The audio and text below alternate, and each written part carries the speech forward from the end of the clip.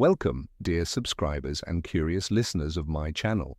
Today, we once again open one of the most astonishing, seemingly inexplicable, chapters in the history of the wizarding world.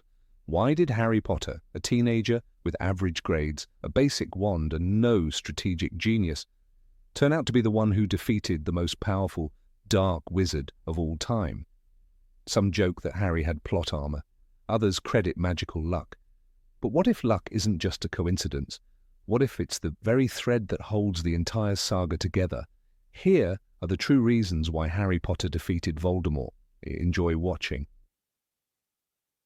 Number 1. Harry survived the killing curse. More than once, the Dark Lord came to murder a baby he had already decided, but at Snape's request he offered Lily Potter a chance to step aside. Instead, she stood between her son and death, and triggered the most ancient form of magic, self-sacrifice.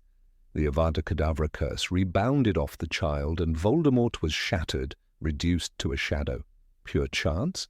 Or did destiny begin its work even then? Years later, in the Forbidden Forest, Harry faced the same green flash, and again he lived. Why? Some say it was the Horcrux inside him. Others point to Lily's sacrifice, or the fragment of Voldemort's soul within. Theories abound, but the result is clear. He survived again, and in the final duel, the Elder Wand refused to kill its true master. That many brushes with death? It's more than just luck. Number 2, his enemies helped him, without realizing it. Paradoxically, it was often the mistakes and weaknesses of Harry's enemies that brought him closer to victory. Voldemort, unknowingly, created the Chosen One. His followers, from Pettigrew to Lucius Malfoy, repeatedly laid the groundwork for Harry's final triumph. Snape, whom Voldemort trusted, was secretly working for Harry out of love for Lily. He bought Dumbledore time, fed the Order with crucial knowledge, and ultimately passed to Harry the final key through his memories. Wormtail, bound by a magical life debt, hesitated at the crucial moment, and spared Harry. Lucius, in trying to do harm, handed Harry the diary that led to the destruction of the first Horcrux. And Draco, without knowing it, made Harry master of the Elder Wand by losing a simple duel. Again and again, Harry's enemies, through foolishness, weakness, or fate, were instruments of his victory. Number 3. He became the Chosen One, only because Voldemort made it so. The prophecy foretold a boy born at the end of July to parents who defied the Dark Lord 3 times. 2 boys fit that description, Harry Potter and Neville Longbottom, but Voldemort made the choice. Ironically, he didn't just believe the prophecy, he fulfilled it. By trying to kill the Potters, he created his own destroyer. And according to magical law, neither can live while the other survives. Had Voldemort ignored the prophecy, events might have taken a very different turn, but his pride backfired. He crafted the very hero who would bring about his end. Number 4, he was always in the right place at the right time. So many moments in Harry's story feel like pure synchronicity.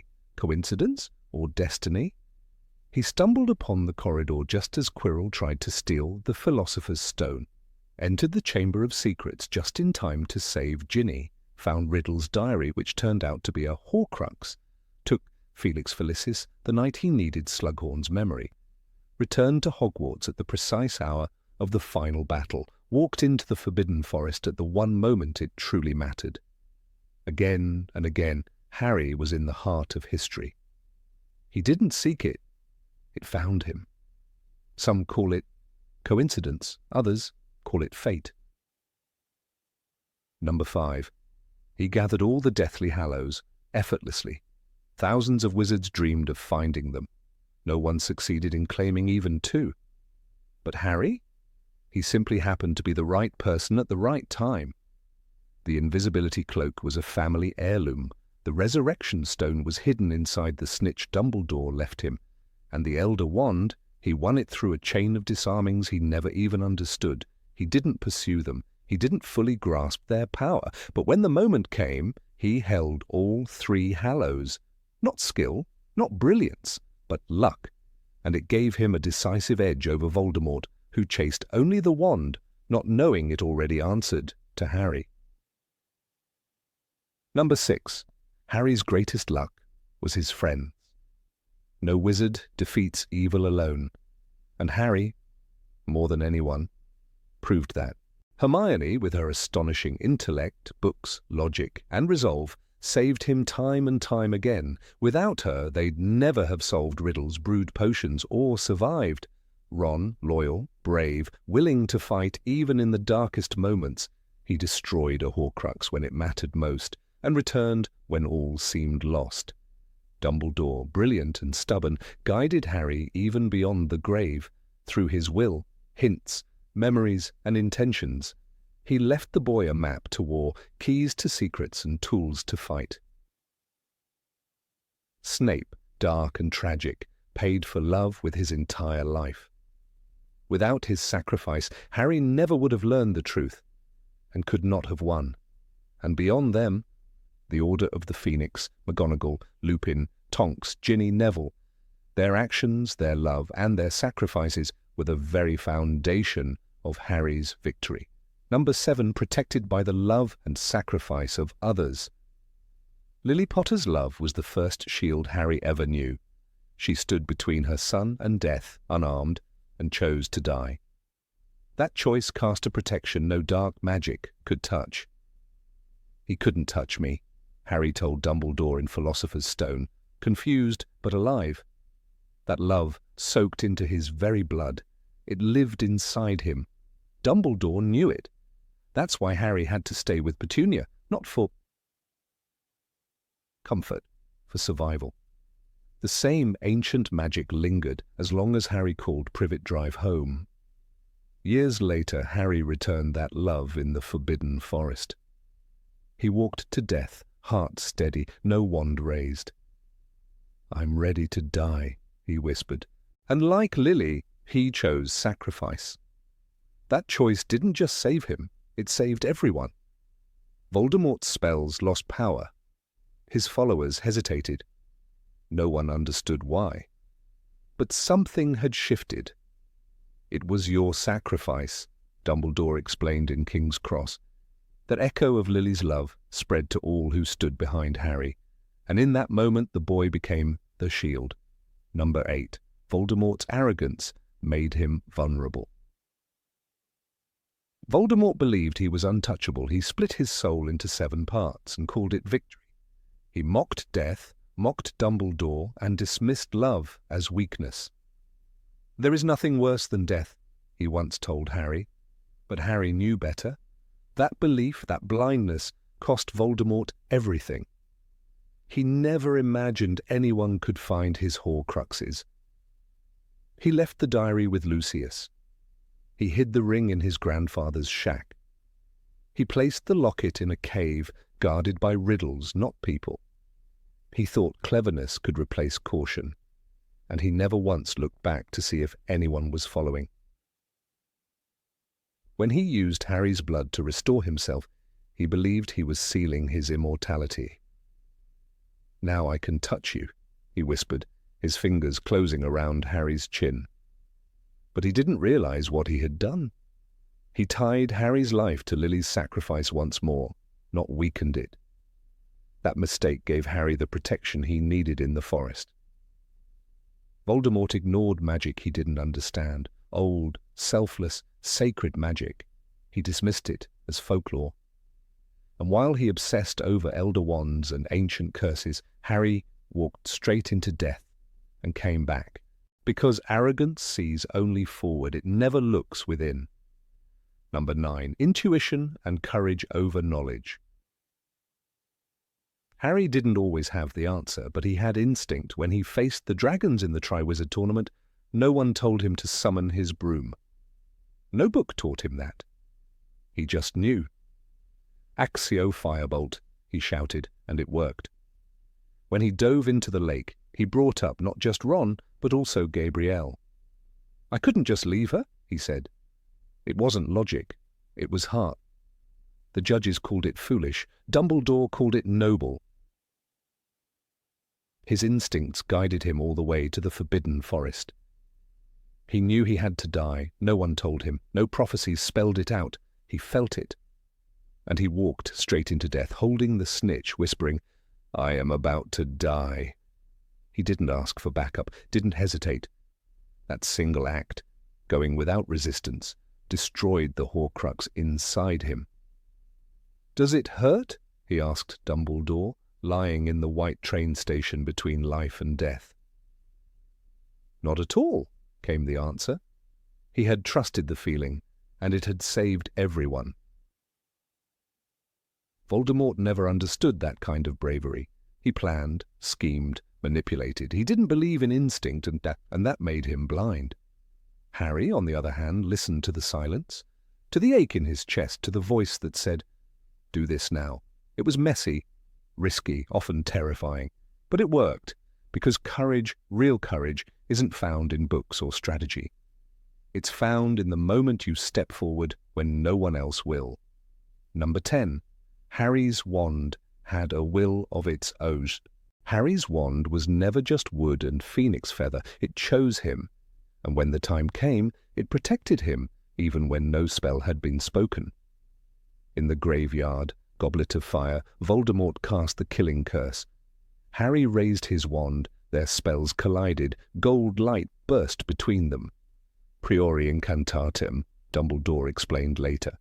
The wands recognized each other, they locked.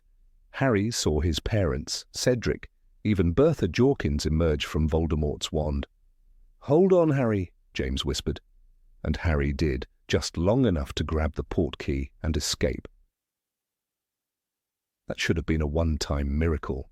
But in Deathly Hallows it happened again, only this time it wasn't about a locked duel. Over little whinging, Voldemort soared in fury. Harry's wand moved on its own. It blasted a golden flame that shattered Voldemort's borrowed wand and sent him falling. Later, Ollivander was speechless. "Such power, such loyalty," he murmured. Even he couldn't explain it. The wand had defended its master without a command. It had chosen Harry again, not just in the shop, but in battle. Wands can't feel love, but they can recognize it.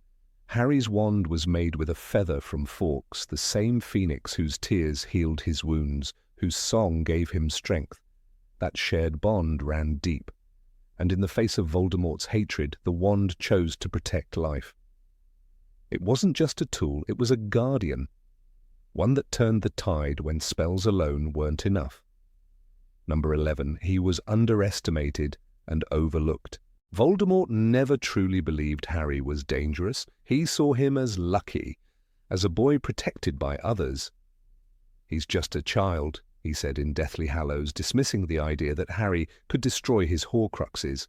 That arrogance blinded him. He never imagined teenagers with no formal training, no powerful wands and no army, could unravel the deepest secret of his immortality. While Voldemort hunted relics and waged war, Harry, Ron, and Hermione worked in shadows. No Death Eater suspected where they were. No one guessed what they were doing. Their mission stayed hidden because no one believed it possible. Even Snape didn't know. The trio broke into the Ministry, escaped from Malfoy Manor, robbed Gringotts, and infiltrated Hogwarts, all without being taken seriously until it was too late.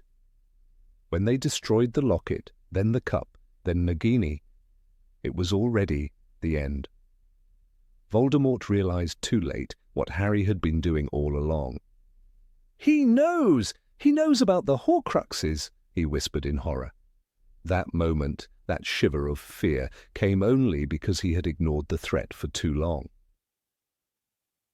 Underrating Harry gave him freedom. The Death Eaters watched Dumbledore's army, but they never understood it. They didn't believe students could fight. They never dreamed that Luna, Neville, and Ginny could lead a rebellion from inside Hogwarts. Voldemort believed in force. He never understood quiet loyalty. And so Harry moved beneath his radar, planning his final move, while the Dark Lord laughed at the idea of being beaten by a boy. Number 12. He was driven by morals, not power. Voldemort wanted control, power over death, power over others. He saw people as tools, pawns on a chessboard he meant to rule. But Harry never wanted any of that. He fought not to rule, but to protect. His motivation was heartbreakingly simple. He didn't want to lose anyone else he loved. Not Ron, not Hermione, not Hagrid, not Ginny. "I don't care," he shouted in Order of the Phoenix. "I've had enough, I've seen enough, I want out." That wasn't the voice of a boy chasing glory. That was someone carrying pain and still choosing to fight. This difference created two very different armies. Voldemort gathered followers through fear. Bellatrix Lestrange adored him, yes, but most of the Death Eaters followed because they were terrified not to. Lucius Malfoy, reluctant and crumbling, tried to pull away when his son was threatened. Even Wormtail, once loyal, betrayed Voldemort with a moment's hesitation. Harry's side was made of people who chose him. Molly Weasley stood beside him because he was family. Kingsley Shacklebolt and Minerva McGonagall didn't need orders. They believed. In Deathly Hallows, when Harry walks into the Forbidden Forest, it's not a general leading troops. It's a boy laying down his life without asking anyone to follow, but they follow anyway. Neville stands in front of Voldemort and screams, "I'll join you when hell freezes over." Ginny duels Bellatrix without hesitation. Even the frightened rise up, because Harry had never asked them to die. He'd shown them how to live with courage. That's why Voldemort failed. He thought fear was stronger than love, that control was stronger than trust. But Harry proved him wrong without ever casting a killing curse. His greatest magic wasn't a spell, it was a belief that people are worth saving even when the world is on fire. And that belief, stubborn and quiet, was the one thing Voldemort could never destroy. Number 13, a unique psychic connection to Voldemort. One of the strangest facts about Harry Potter's journey is that he was not just Voldemort's enemy, no, he was part of him. The night Voldemort tried to kill the infant Harry, the spell backfired, and a piece of his soul latched onto the baby. This wasn't planned. It wasn't a spell or a ritual, it was chaos. But that chaos created something powerful, a direct, painful, and unbreakable connection between the boy and the Dark Lord. Harry could feel Voldemort's emotions as if they were his own. Rage, triumph, fear, all of it bled through. Sometimes he would see through Voldemort's eyes, like in Order of the Phoenix when he witnessed the attack on Arthur Weasley. "He's got his snake! He's attacking!" Harry cried out in horror, seeing Nagini sink her fangs into Arthur's flesh. No one else had access to this, not even Dumbledore. That moment changed everything. The Order of the Phoenix moved faster. Arthur's life was saved, all because of a vision in Harry's head. But the connection wasn't just pain and nightmares. It became a weapon. In Deathly Hallows, Harry used it to track Voldemort's movements. He saw the Dark Lord searching for the Elder Wand. He felt his anger when the wand failed. These glimpses told Harry that Voldemort feared death more than anything, and that fear was hiding in objects. The Horcruxes. Without this eerie bond, Harry wouldn't have known where to look or when to strike. The irony is brutal. Voldemort tried to kill a child to stop a prophecy. Instead, he gave that child a map straight to his soul, a back door into his secrets, a key to his undoing. Harry didn't ask for this link, he hated it, but he used it, not to destroy but to understand, and that understanding led him exactly where he needed to go. Number 14. Staying true to himself in every situation. In the darkest hours of war, when the shadows of fear crept into every corner of the wizarding world, one boy remained remarkably unchanged. Harry Potter, though bruised by loss and haunted by memories, stood firm in the values he held since the day he entered the magical world. Unlike many others around him, he never sought the spotlight. From the moment his name emerged from the Goblet of Fire to the last step he took into the Forbidden Forest to meet his death, Harry never desired glory or revenge. He simply chose to do what was right, regardless of the cost. That constancy of spirit, that unwavering loyalty to who he truly was, became one of the greatest weapons he wielded against Lord Voldemort. In the Department of Mysteries, surrounded by death and danger, Harry had every reason to strike with vengeance.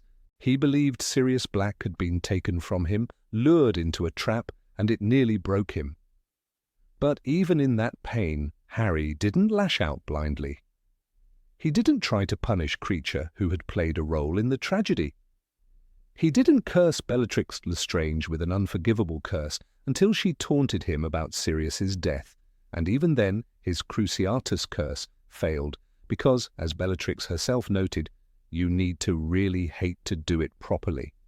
That failure wasn't weakness, it was proof that hatred hadn't taken root in his heart. When Harry learned the truth about Peter Pettigrew in the Shrieking Shack during his 3rd year, he stood at the edge of justice and vengeance. Pettigrew had betrayed James and Lily, handed them over to Voldemort, and lived in hiding as a rat in the Weasley household. Sirius and Remus were ready to kill him. They would have too. But Harry stopped them. "I don't reckon my dad would have wanted his 2 best friends to become murderers," he said. It was a moment of extraordinary clarity for a boy who had every reason to let vengeance win. Instead, he chose mercy, even for the man who destroyed his life before it had begun. Pettigrew lived because Harry still believed that every life, even the most broken, could be spared. That choice would later come full circle when Pettigrew hesitated to kill Harry in Malfoy Manor, and the silver hand given to him by Voldemort turned on its master for that flicker of mercy. Through every year at Hogwarts, Harry found himself surrounded by shifting allegiances and political manipulations. From the Ministry of Magic's smear campaign in his 5th year to the way Slughorn sought to parade him as a trophy student, Harry remained curiously untouched by the lure of status. He didn't enjoy being called the Chosen One. He never let the fame get to him. When Professor Dumbledore entrusted him with the mission to find Horcruxes, Harry didn't hesitate to go into hiding, leaving behind the adoration he could have easily indulged. The only thing he ever truly wanted was to keep his loved ones safe and to stop Voldemort, not to be seen as a savior, not to hold power. After the death of Dumbledore, Harry stood before the grave of the only man he had ever looked up to like a mentor. With the Elder Wand lying in his hands, a wand that had defeated Grindelwald, a wand that had passed through the fingers of the most powerful wizards in history, Harry had every opportunity to claim unmatched magical strength. He had mastered it.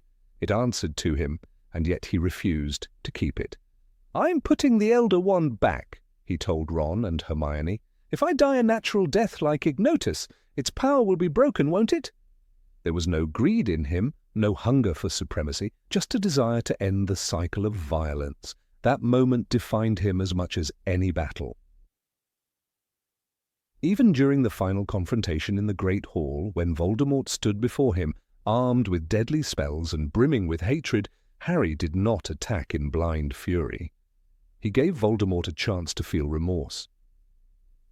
"Try for some remorse, Riddle," Harry said. "It's your one chance." And to offer redemption to the man who killed his parents, tortured his friends, and devastated the magical world, it was the clearest demonstration of Harry's unchanging heart. Voldemort refused, and with the Elder Wand refusing to kill its true master, the curse rebounded. But Harry had never intended to kill out of hatred. His victory came not from superior magic, but from superior character. In contrast, Voldemort changed constantly, reshaping himself through dark rituals, fragments of soul, and new names. He fled his own humanity, trying to become something beyond death, but in doing so he became a creature of fear, not strength. He built his empire on control, on threats, on domination. Harry, meanwhile, inspired loyalty without demands. Dobby gave his life for him. Narcissa Malfoy lied to the Dark Lord to protect her son because Harry had once protected Draco. Ron returned from the clutches of jealousy. Hermione stayed by his side through every hardship. People believed in Harry not because he demanded it, but because his heart never wavered. Throughout the war, Harry's decisions stood in stark contrast to the leaders of the past. Even Dumbledore, for all his wisdom, admitted to Harry that he had once been seduced by the idea of ruling for the greater good. He confessed that he had craved power, even if he later rejected it. "I was smarter than you, a better wizard, a better man," Dumbledore once said, "but I was not more honourable, I was not more brave." Coming from the greatest wizard of the age, this was no small admission. Harry's refusal to compromise his morals, even when the stakes were life and death, became the new gold standard of heroism. Number 15, learning from mistakes, not just books. Harry Potter's strength did not lie in his power, but in his willingness to grow. He was never the most gifted student at Hogwarts. Hermione Granger read more books in her first year than Harry would in 7. Tom Riddle, long before he became Voldemort, had already mastered magic that would terrify any adult wizard. And yet it was Harry, not the genius, not the prodigy, who survived. Again and again he stumbled, and again he stood up, because Harry learned, not always quickly, not always gracefully, but he learned. And in that, he became what Voldemort never could, a man shaped by his flaws, not shattered by them. When Peter Pettigrew betrayed Harry's parents, something shifted in the boy who had once believed the world to be good and evil, black and white. The man who had spent 12 years as a rat in hiding shattered Harry's trust in appearances, but instead of closing himself off, Harry learned the painful lesson of discernment. Trust, he discovered, must be earned, but it must also be given. This lesson would echo through the years as he learned to trust Snape's guidance despite a history of hatred, and as he entrusted the fate of the world to friends, not spells. Dumbledore had once said, "It is our choices, Harry, that show what we truly are." And Harry chose to keep trusting, even when it hurt. The death of Cedric Diggory could have broken him. It nearly did. It was the first time Harry came face to face with the irreversible finality of death, not in books, not in memories, but in a cold body lying beside him. "He was murdered," Harry told the crowd at Hogwarts, his voice shaking but certain. He didn't retreat into silence or fear. He spoke the truth, even when it was unwelcome, even when the ministry turned against him, and in doing so, he learned to speak for the dead. This act of courage wasn't flashy. It was not a duel, but it was growth, painful, adult growth, and it forged the foundation of the leader he would become. Sirius Black's death hit harder, not because it was more tragic, though it was, but because it was more personal. Cedric had been a peer. Sirius was family, or close enough. And Harry blamed himself for rushing, for believing the vision, for being reckless. He shattered Dumbledore's office in rage, but once the dust settled, something more powerful remained: accountability. He began to understand that being the chosen one did not mean he was always right. He began to question not only others, but himself. In that questioning, he grew more deliberate, less impulsive. It was the beginning of wisdom, not merely action. Occlumency was another failure. Snape tried to teach him, and Harry, angry, defensive, resistant, failed. Over and over, he failed to keep Voldemort out of his mind, and this failure led to real consequences, but this too became a mirror. Harry's greatest strength would never be mental walls, it would be empathy, and it was only when he stopped trying to block feelings and instead began to understand them, his own and others', that he grew into the kind of person Voldemort couldn't possess. "You're the weak one," Harry would tell him years later. "You'll never know love or friendship." This wasn't a spell, it was a truth, one Harry had bled to learn. In the Deathly Hallows, Harry did what few others his age or older could have done. He walked into the woods to die. He did not cry out, he did not beg. He simply walked, remembering his parents' faces. "You'll stay with me?" he asked them through the resurrection stone. "Until the very end," his mother said, and so he walked. That act of sacrifice wasn't just bravery. It was the culmination of every lesson he had learned: trust, love, acceptance, doubt, loss. He was no longer a boy with a wand. He was a man shaped by pain and powered by choice. He gave himself willingly, and in that moment conquered what Voldemort feared most: death. Even in his final confrontation, Harry did not fight to kill. He tried to reason. He offered Voldemort a chance to feel remorse, to change. It was not a trick, it was real. "Try for some remorse, Tom." That offer, spoken with quiet conviction, proved that Harry's victory was not just strategic, it was moral. Voldemort refused. Of course he did. He had never changed, but Harry had, and that was the difference. That's why he survived. That's why he won. Throughout his years at Hogwarts, Harry repeatedly faced situations far beyond his skill level. He didn't outsmart the Devil's Snare in his first year. Hermione did. He didn't brew the Polyjuice potion. She did. He didn't know about the Room of Requirement. Dobby and Luna did, but each time he absorbed something. He watched, he listened, and slowly the lessons sank in. Not as spells or test answers, but as instincts and convictions. He learned not only from his friends' brilliance, but from their values: loyalty from Ron, wisdom from Hermione, courage from Neville, kindness from Luna. These became part of him. Even in the darker times, Harry was learning. When Umbridge rose to power, his instinct was not just to rebel, but to teach. Dumbledore's army was not just a resistance group, it was a school, and Harry, once the underachiever in potions class, became the teacher others relied on. Not because he knew more, but because he had learned from experience, because he had failed and survived, because he knew what fear felt like and what it took to move through it. And he gave that to others. That is a different kind of power, one not taught at Hogwarts, one that shapes history. Number 16, symbol of hope for the wizarding world. When Harry Potter walked through the shattered gates of Hogwarts, something unspoken stirred in every heart that still dared to beat within the ancient castle's walls.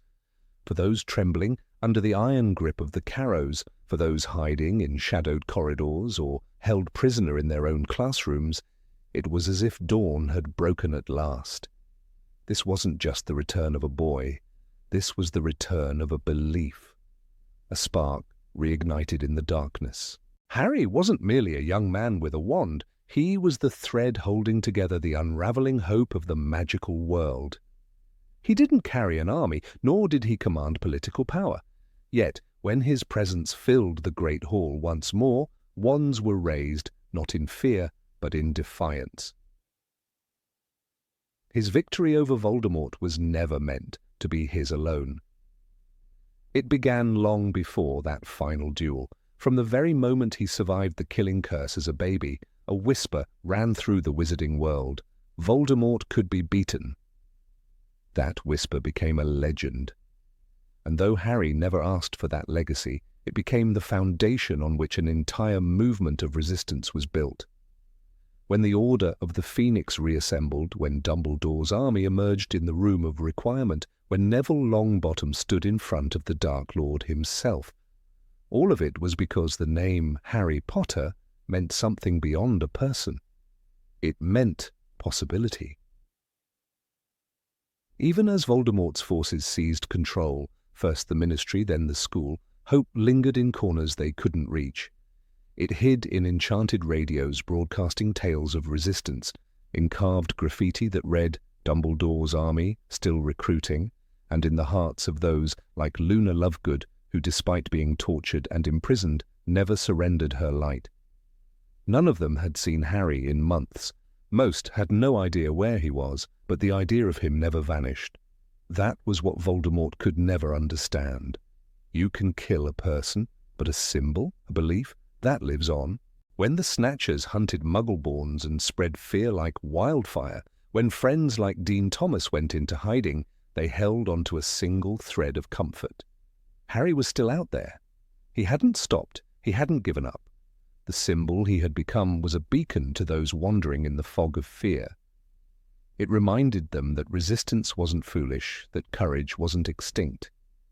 Even those who had never spoken to him, like Ernie Macmillan or Susan Bones, took strength from his story. It was passed in whispers from fireplace to fireplace, classroom to classroom. Harry lives, he fights, he believes. Neville Longbottom, a boy once shy and awkward, grew into a quiet leader under that influence.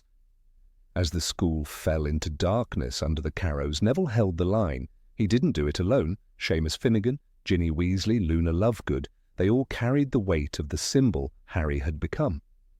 In Harry Potter and the Deathly Hallows, when the trio returns to Hogwarts, it is Neville who declares, "We're his army, Dumbledore's army. We'll fight." There is no hesitation in his voice, no doubt, just the unshakable belief that where Harry leads, light will follow. During those final hours before the Battle of Hogwarts, choices were made not out of strategic calculation, but out of faith. Families returned to the school.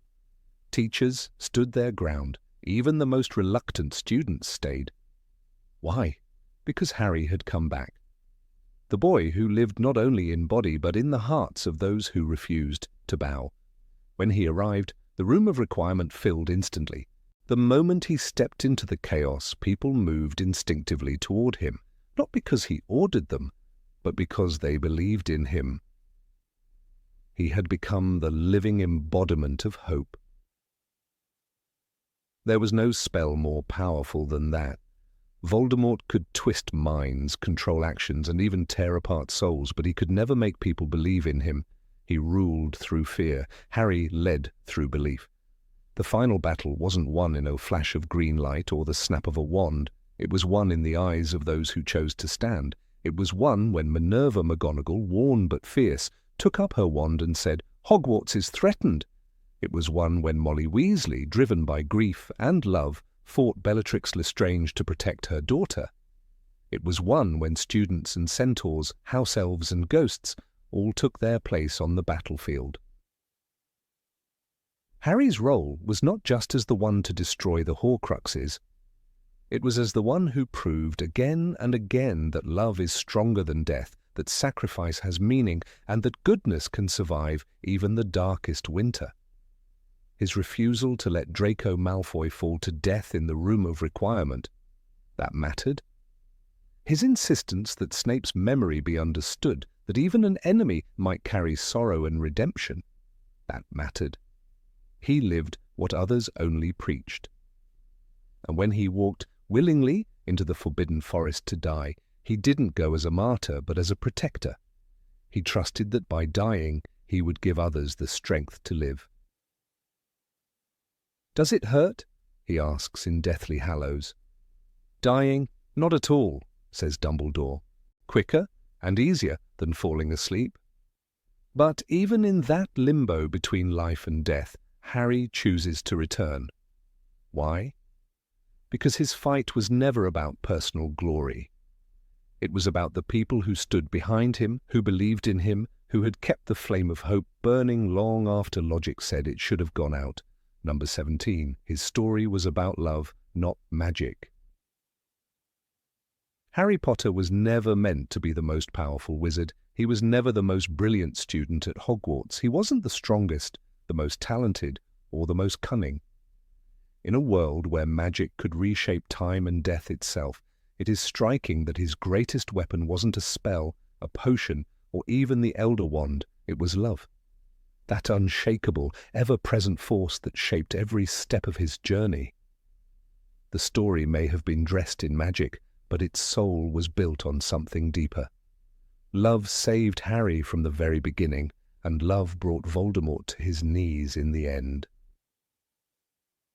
From the moment Lily Potter threw herself between her son and Voldemort's curse, the foundation of the entire saga was laid in that selfless act. It wasn't ancient magic in the traditional sense.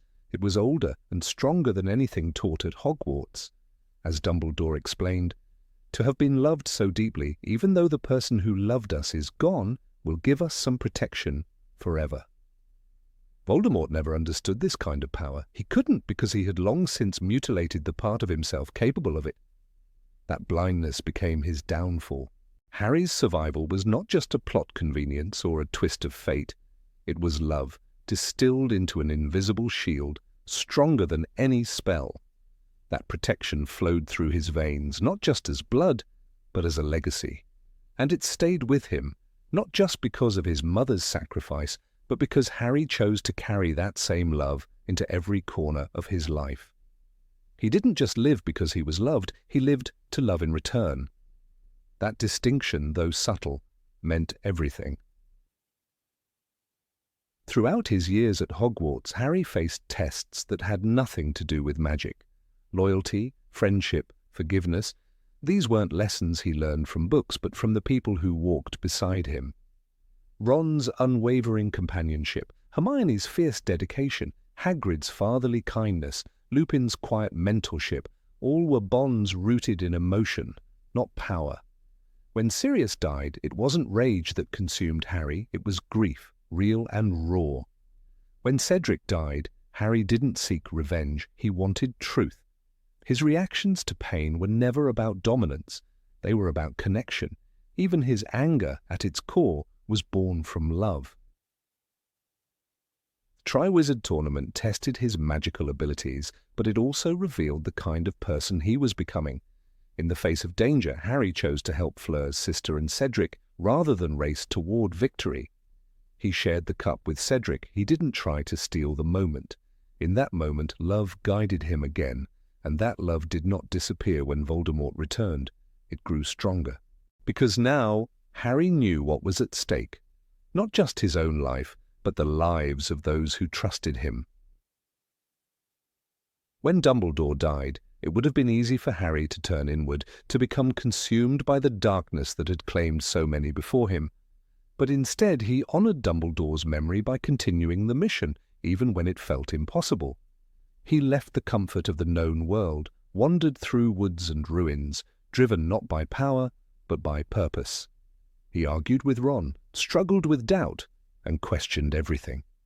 But the one thing he never stopped doing was loving. He loved his friends too much to give up on them.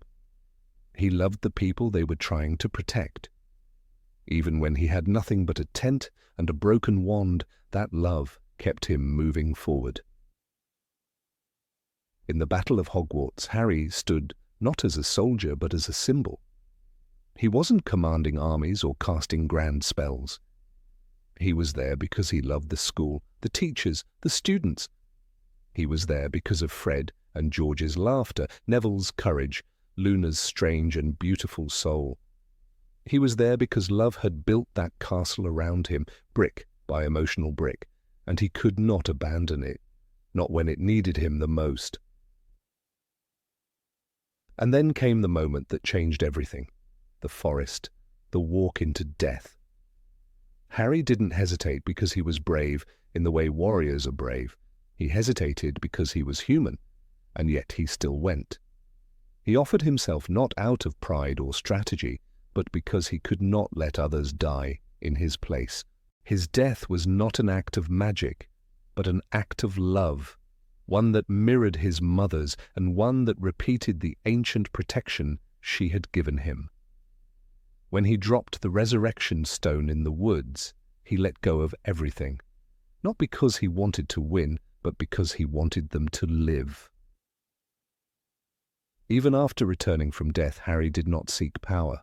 The Elder Wand, the most powerful wand in existence, was his to command, but he broke it, snapped it in half and threw it away. What more proof do we need that Harry's story was never about dominance, that his victory was not in subduing Voldemort, but in choosing not to become like him? He didn't want to rule, he didn't want revenge, he just wanted peace. That choice above all others is what made him a true hero. Voldemort, for all his brilliance and magical skill, never understood what he was truly fighting. He believed power came from fear, from bloodlines, from objects. He believed the Elder Wand would make him invincible. He believed Horcruxes would make him immortal. But in the end he died not because of any spell or betrayal. He died because he had never known love, because he had mocked it, discarded it, dismissed it as weakness. He died because he faced someone who had been shaped by love in every corner of his soul, and he had no weapon to fight that with. It is fitting, in a way, that Voldemort's final moments were so quiet. No grand explosions, no operatic violence, just a man unraveling, his body failing him, his life slipping away. And Harry stood there, not gloating, not triumphant, just done. The boy who lived did not need vengeance. He had already won long before that moment, because every time he chose love over hatred, empathy over cruelty, sacrifice over self-interest, he pulled further away from Voldemort's shadow.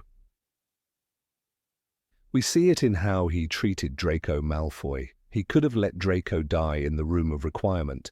He could have hated him for years of torment and betrayal. But Harry saved him, because love, real love, leaves no one behind. We see it in how he protected Narcissa's lie, because he understood what it meant to love a child.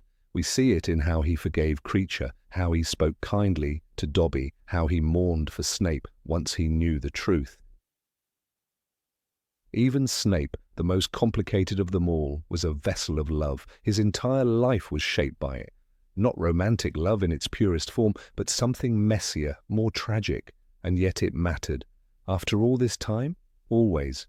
That single word carries the weight of years. Snape's loyalty, his pain, his sacrifice, none of it made sense to Voldemort. But to Harry, it did.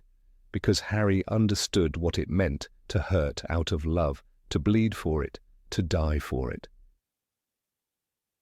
The irony is brutal. Voldemort, who wanted to live forever, died forgotten and alone. Harry, who accepted death willingly, lived on, surrounded by those he loved. That's the great contradiction of the series. That magic without love is hollow. That survival without connection is meaningless. That a scar on the forehead means nothing compared to the imprint of love on the heart. Even the prophecy, the supposedly unchangeable fate that tied Harry and Voldemort together, was ultimately rendered powerless by love. Neither can live while the other survives, only mattered because Voldemort believed in it. Dumbledore knew better. It is our choices, Harry, that show what we truly are. And Harry's choices were never about prophecy. They were about people, about love. In the end, Harry's story wasn't about defeating a Dark Lord. It was about preserving light. Not magical light, but the kind that burns quietly between friends in dark corridors, that pulses in the quiet courage of a student who speaks up, that lives in the hand held out to a stranger. That's what makes the Harry Potter series timeless, because spells may dazzle, but love endures. Always. Number 18, protected by ancient magical laws. In the shadowy realm of dark magic and ancient spells, there exists a set of laws so old, so obscure, that even the most brilliant minds at the Department of Mysteries hesitate to define them. These are the primal laws of magic, buried beneath centuries of formal instruction, woven into the very fabric of magical existence. It was not brute strength or tactical genius that gave Harry Potter the edge in his final battle against Lord Voldemort. It was his accidental alliance with these silent ancient forces that turned the tide. Magic, in its rawest form, responded not to intention, but to something deeper: love, sacrifice, lineage. Voldemort, obsessed with domination, had long ago turned his back on these mysteries, dismissing them as sentimental superstition. And in doing so, he sealed his own fate. The protection born of Lily Potter's sacrifice is perhaps the most poignant example. When she stood between her son and the killing curse, she invoked a form of magic far older than any taught at Hogwarts. As Dumbledore later explained, he heard the prophecy and he leapt into action, with the result that he not only handpicked the man most likely to finish him, he handed him uniquely deadly weapons. Lily's selfless act didn't merely shield Harry from one spell, it infused his very blood with a curse-defying safeguard that clung to him like an invisible armor. Voldemort, ignorant of the depth of this act, unknowingly tethered himself to that protection when he used Harry's blood to rebuild his body in the graveyard. His mother's sacrifice made. The bond of blood, the strongest shield I know. Dumbledore had said, and this bond, misunderstood and exploited by Voldemort, ensured that he could never truly kill Harry while the blood still flowed in his veins. Petunia Dursley, cold and Muggle as she may have been, became an unlikely guardian of this magic. When Harry was left on the doorstep of number 4, Privet Drive, it wasn't merely for convenience or safety from Death Eaters. By anchoring him to Lily's sister, Dumbledore secured the blood enchantment, allowing it to flourish in the most mundane of places. While you can still call home the place where your mother's blood dwells, Dumbledore told Harry, there he cannot touch you. This was not a metaphor. It was a literal, magical truth. For all his ambition, Voldemort had no understanding of such things. He underestimated the power of familial bonds, not the warm, fuzzy kind he mocked, but the binding, magical force of shared blood, which even time could not dilute. The duel in the graveyard between Harry and Voldemort during the Triwizard Tournament revealed another one of these ancient laws, priori incantatem. When two wands with the same core, Phoenix Feather, met in combat, the result was not as Voldemort expected. His wand turned against him, regurgitating the last spells it had cast, including the deaths of Cedric Diggory, Bertha Jorkins, Frank Bryce, and others. Shadows of his victims emerged from the tip of his wand, haunting him in a way no spell or hex could. "You have caused it!" screamed Voldemort, but it was the law itself, the will of ancient magic, that caused the effect. This phenomenon was neither predictable nor preventable. It simply was a natural reaction as old as magic itself, arising from the meeting of two brother wands. And Voldemort, so confident in his understanding of power, failed to grasp this basic truth. Dumbledore once hinted that magic is not a static discipline, but a living force, responsive to emotion, history, and intent. In that way, Harry, often acting out of instinct and compassion, tapped into streams of magic that even he didn't recognize. His ability to conjure a powerful Patronus at 13, while battling 100 Dementors, was not just a testament to talent, but to alignment with a deeper magical truth. The Patronus charm, though teachable, draws its strength from purity of thought and a heart unburdened by hatred. This is a kind of magic Voldemort could never wield.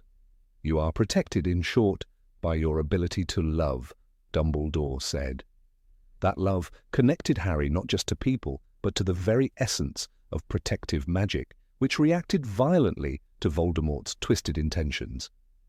Even in the Department of Mysteries, where unspeakables study love, death, time, and space, there are rooms that remain locked, doors that will not open, no matter the spell. These are not just metaphors for ignorance. They represent the boundaries of magical comprehension. Voldemort operated under the belief that knowledge is power and that power is supremacy. But in the case of Harry, ignorance was a kind of shield. The laws he was protected by were not his to control. They were, in a sense, beyond human manipulation. That very fact frustrated Voldemort, who sought to master all things. But the magic that protected Harry was immune to conquest. It existed on a level Voldemort could neither reach nor recognize. Consider the night in the Forbidden Forest when Harry willingly walked to his death. Voldemort cast the killing curse, and Harry fell, but not before the piece of Voldemort's soul inside him was destroyed. Again, the laws of ancient magic took precedence over ordinary logic. He took your blood, believing it would strengthen him, Dumbledore later explained in the King's Cross limbo. But it tethered you to life while he lives. Voldemort's ignorance of the full consequences of using Harry's blood sealed his undoing. In trying to outwit death, he became its pawn, and Harry, tethered by love and blood, emerged as the true master of their shared fate. There is also the curious question of the Elder Wand, a wand bound by its own fierce loyalty. The wand recognized not intent, but mastery. Voldemort, having stolen it from Dumbledore's tomb, believed possession equaled allegiance. He was wrong. The wand's loyalty belonged to Draco Malfoy, who had disarmed Dumbledore before his death, and then, by disarming Draco at Malfoy Manor, Harry had unknowingly claimed its allegiance. In their final confrontation, the wand refused to kill its true master. This was not about spellwork, it was about the deep, arcane laws governing wand law, which even Ollivander admitted to not fully understanding. The wand chooses the wizard, he said, and in this case, the wand refused to betray its choice, no matter who held it. Every time Voldemort tried to bend these ancient laws to his will, they snapped back at him with deadly force. He split his soul to cheat death, only to become less than human. He stole the Elder Wand, only to be betrayed by it. He used Harry's blood, only to preserve Harry's life. His every move, though calculated and cruel, failed to account for the magic that cannot be owned, only respected. His downfall wasn't due to arrogance alone, but to ignorance of the laws that govern magic's deepest truths. Harry, by contrast, never sought to master magic in the same way. He responded to people, not power. He cast spells to protect, not dominate. He showed mercy when others demanded vengeance. This alignment with magic's moral compass, unconscious though it may have been, created a resonance between him and the oldest kinds of spells, ones forged from sacrifice, love, and loyalty. These qualities, unteachable and unquantifiable, acted as conduits for magic that Voldemort had long since rejected, rendering him blind to the very forces that would undo him. The prophecy, often misinterpreted as a map of fate, was actually a reflection of magical probability. Neither can live while the other survives. Sybil Trelawney's words echoed through the series. But the prophecy only came true because Voldemort chose to act on it. It wasn't a command, it was a possibility. In trying to prevent his end, he made it inevitable. He created his own nemesis, armed him with protections he could neither detect nor dismantle, and ensured that the ancient laws would side with the boy who never wanted war in the first place. When Harry finally stood over Voldemort's body in the Great Hall, there was no triumphant music, no burst of fireworks, just the silence of a spell that worked as it was meant to because the wand obeyed its master, because the curse rebounded, because the old magic had been watching all along. The death of Voldemort wasn't a victory of strength, but a correction of imbalance. Magic restored itself, favoring the one who had never sought dominion, only peace. In the end, Harry's greatest weapon was not the wand in his hand, but the unseen protections layered over his life by 1,000-year-old magic. Each act of love, each gesture of sacrifice, each connection of blood and loyalty added another thread to the shield that kept him alive. Voldemort, with all his knowledge, had overlooked the single truth that Dumbledore had whispered to Harry again and again, that there is magic in love itself. It's not poetic, it's not symbolic, it's literal, and it saved the world, number 19, free from the poison of vengeance. One of the most profound truths in the Harry Potter saga is that Harry's greatest strength was never his magical ability. It was his heart. While Lord Voldemort spent his life obsessing over domination and revenge, Harry, time and again, chose a path that denied the temptation of vengeance. And that choice, repeated quietly through a lifetime of pain and betrayal, shaped him into someone who could defeat evil not because he was stronger in magic, but because he was stronger in soul. What made Harry extraordinary was not what he did to others, but what he refused to do. The life Harry inherited was shaped by injustice. His parents, Lily and James, were murdered before he could know them. For years he suffered in the Dursleys' cupboard, treated worse than a servant, denied love and dignity. Then, just as he began to find purpose at Hogwarts, he discovered the prophecy that marked him as Voldemort's equal. It would have been easy, even natural, for Harry to let hate fester in his heart. Yet he resisted. Even when he faced betrayal from people he trusted, even when he watched friends die, Harry made the radical choice not to become like the man who destroyed his family. When Severus Snape killed Dumbledore atop the astronomy tower in Half-Blood Prince, the pain in Harry was visceral. Dumbledore had become not just a mentor, but a father figure. Snape had always been cruel to him, always despised him. In that moment, Harry had every reason to seek revenge. He could have let rage consume him. But even as he chased Snape through the grounds, he did not strike with murder in his heart. His spells were defensive, disarming. He was furious, yes, but not vengeful. It was not his instinct to kill, even when the man he hated most had taken the life of the man he loved most. In Deathly Hallows, Harry learns a shattering truth.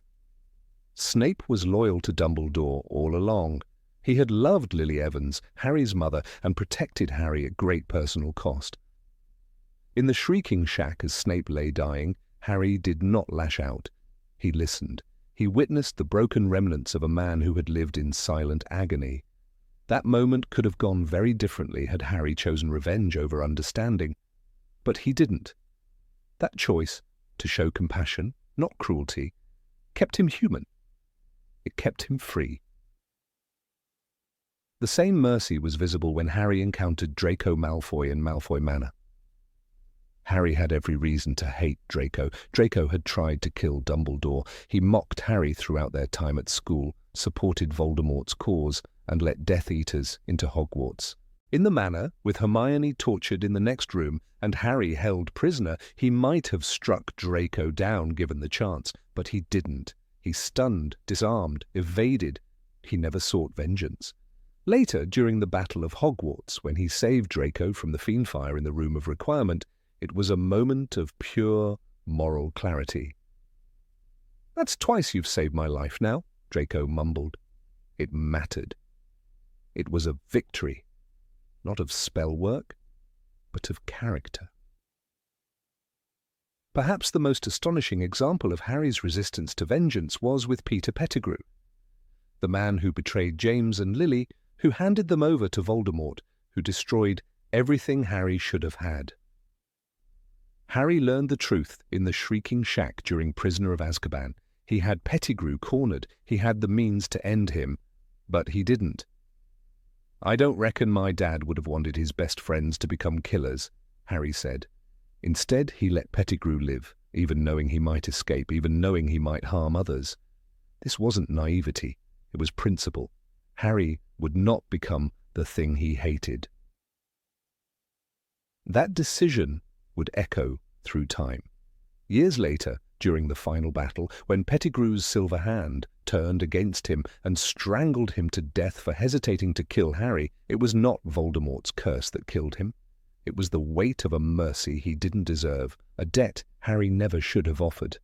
But that moment sealed the truth. Harry's mercy wasn't weakness, it was fate correcting itself through Harry's refusal to become a monster. When the time came for Harry to face Voldemort in the Forbidden Forest, he had the Elder Wand, he had the Hallows, and he had the strength to fight. But he chose not to. He walked willingly into death. He did not strike back. He did not resist. "Does it hurt?" he asked his mother's shade in the forest, and then he stepped forward. Voldemort cast the killing curse, and Harry accepted it. That moment was not a battle. It was a sacrifice. And it happened because Harry's heart wasn't full of hatred. He didn't want revenge. He wanted peace.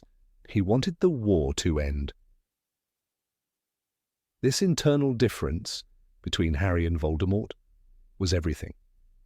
Voldemort feared death more than anything. He ran from it, broke his soul into fragments, and killed countless innocents to preserve his own life. Harry didn't fear death. When he stood before Voldemort, he did so, knowing he might die. And in that moment he became untouchable. He had no Horcruxes, no armies, no plans for conquest, only love for his friends, for his school, for the memory of those he lost. That made him stronger than any dark wizard. Even during the final duel after Harry returned from death, he didn't strike Voldemort in anger. He tried to reason with him. He called him Tom, trying to strip away the myth of the Dark Lord and remind him of the boy he once was. Try for some remorse, Riddle, Harry pleaded. Be a man. Try for some remorse. It was a final gift, even to his enemy. A last attempt at redemption. Voldemort refused, of course, and that refusal destroyed him. The Elder Wand, which Harry had disarmed from Draco, refused to kill its true master. Voldemort's curse rebounded, and he fell by his own hand, not Harry's. What makes this even more powerful is that Harry never glorifies what he's done. He does not strut. He does not celebrate. When the battle is over, he walks into Dumbledore's office, puts the Elder Wand back and lets it go. He does not claim it. He does not keep it. He wants no legacy of domination. He chooses humility. I think I'll just go down and have some sleep, he says.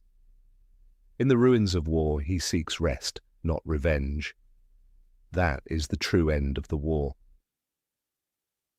It is easy to admire a hero who fights with power, but Harry's greatness was that he didn't fight to destroy, he fought to protect. And when the battle was done, he wanted peace. That's why he spared Draco, why he buried Dobby, why he didn't curse Bellatrix out of rage, why he forgave Snape.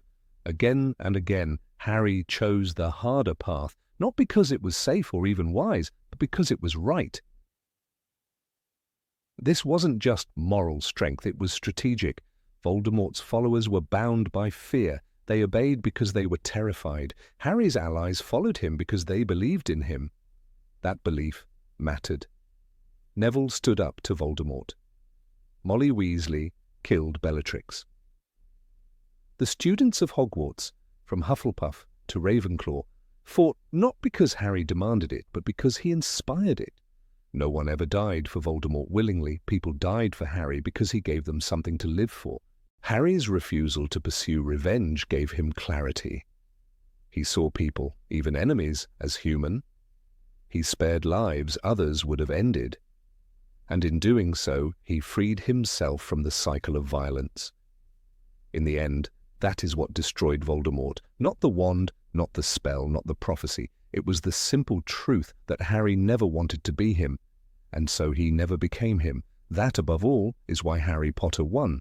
Not because he was the chosen one, not because he had the wand or the cloak or the stone, but because, in a world built on pain, he chose not to pass that pain on. He carried it, he forgave, he lived, and in doing so he gave us the most powerful magic of all, the kind that doesn't need a wand. Number 20, he inspired others to be brave. When Harry stood in the room of requirement, surrounded by familiar faces lit with the faint light of rebellion, he did not order them to fight. He didn't ask them to risk their lives.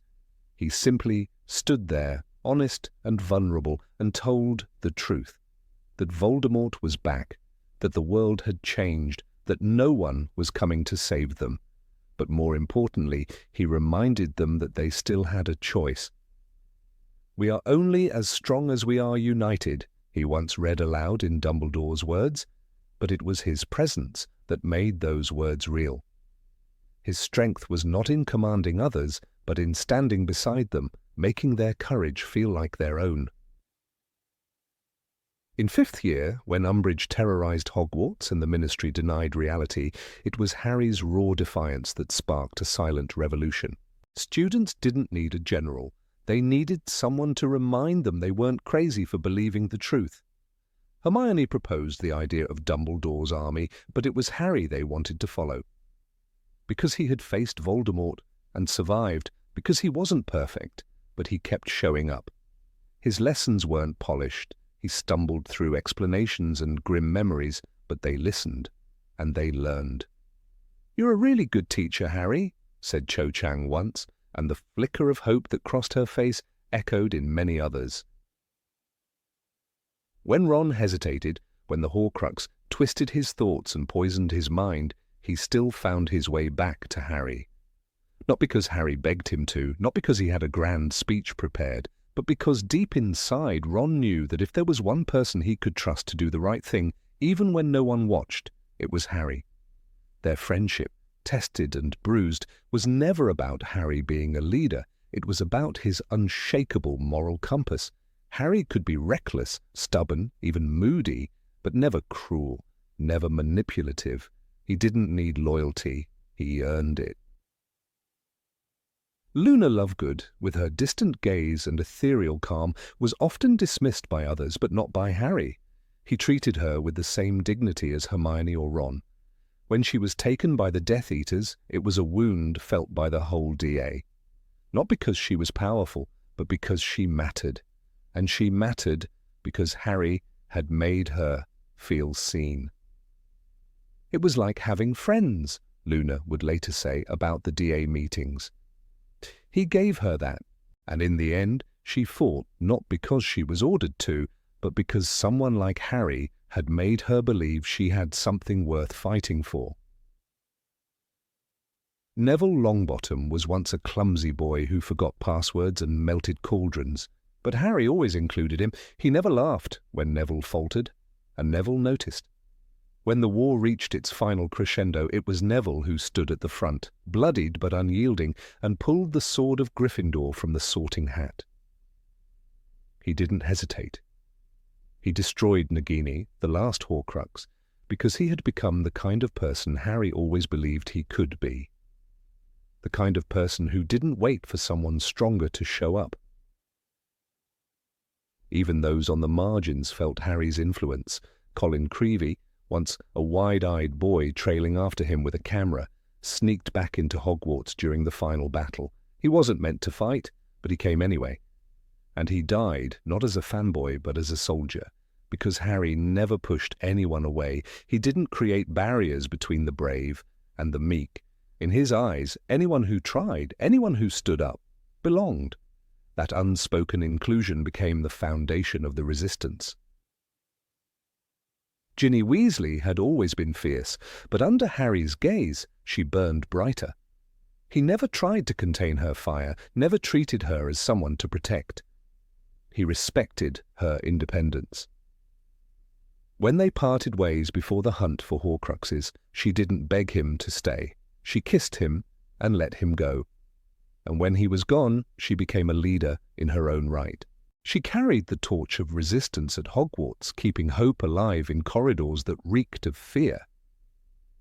That kind of strength doesn't come from nowhere. It grows in the presence of someone who believes in you deeply and without condition. When Narcissa Malfoy leaned over Harry's still body in the Forbidden Forest, she could have handed him over to Voldemort, sealing his fate. But she didn't. She asked a simple question. Was Draco alive? And Harry, even in that moment of near death, did not lie, did not beg. He simply nodded. It wasn't a tactical move. It was a reflection of who he was, someone who didn't turn others into enemies, even when he had every reason to. Narcissa, a woman raised in the shadows of dark power, chose not fear or revenge, but mercy. And that decision turned the tide of the battle, not with a wand, but with a whisper. Harry's power was never just about magic. Dumbledore understood that. "You are protected, in short, by your ability to love," he once said. But Harry's love wasn't loud, it wasn't poetic. It was quiet, persistent, and honest.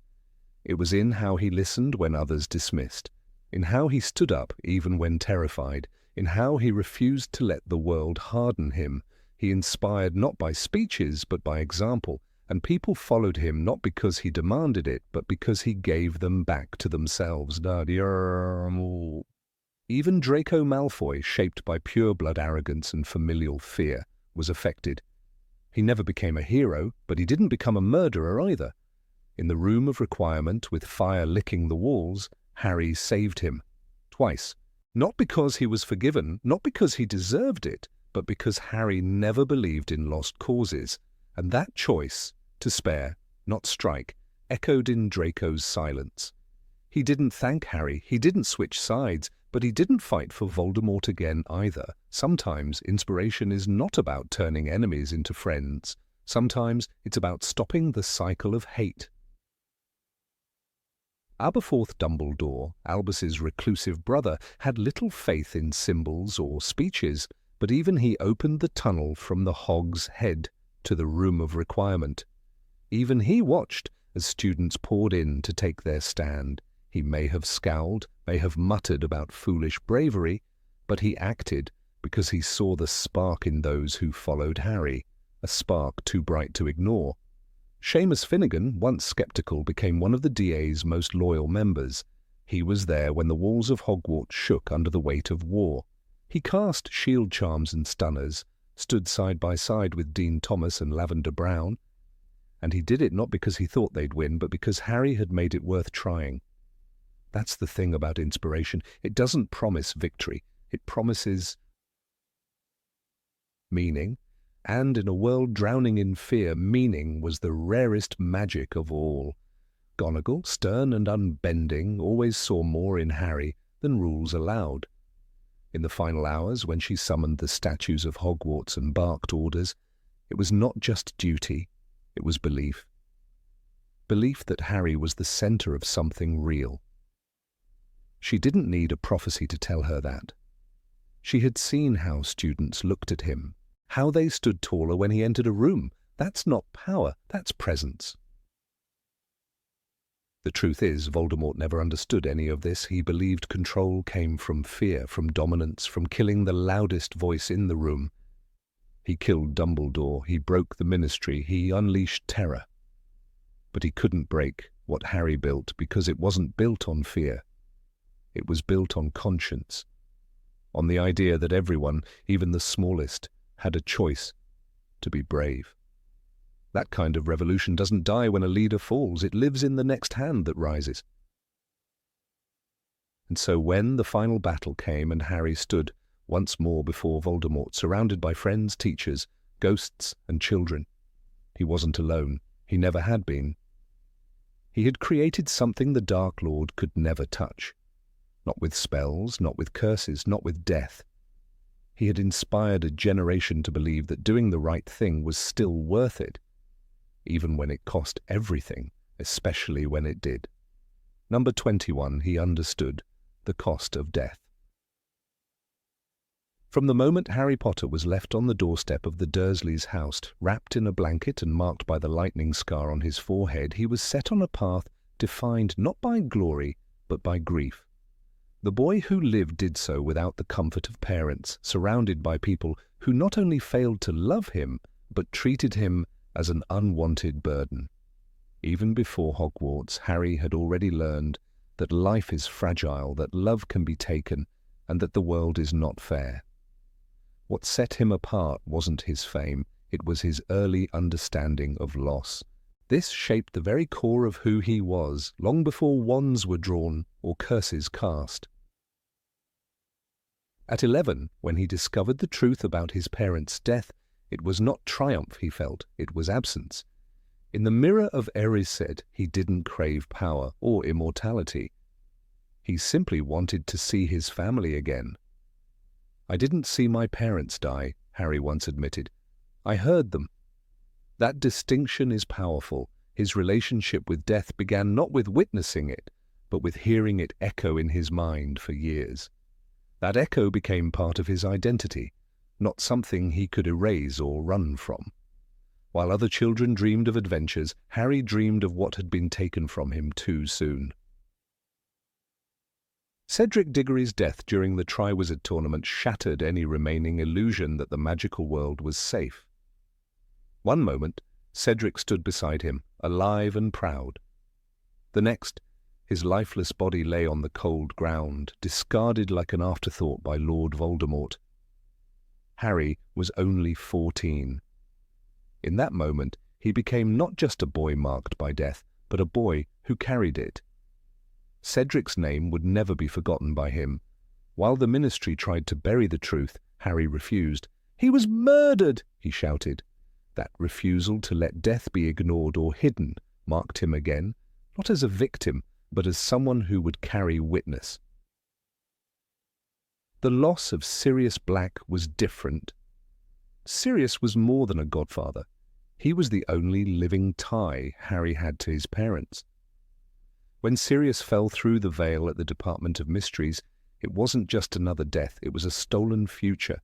A future of family, of being wanted, of laughter in a kitchen filled with smoke and stories Sirius was proof that people could return to Harry's life, that hope existed. And just like that, hope was snatched away again. "He's not dead!" Harry screamed, but he was. And once again, Harry stood on the threshold between the living and the dead, his heart heavy, but not hardened. Dumbledore's death did not come as a surprise, but that did not make it any less devastating. Harry had known the headmaster was old, weary, and burdened with secrets. Still, when he saw Dumbledore fall from the astronomy tower, it broke something deeper inside.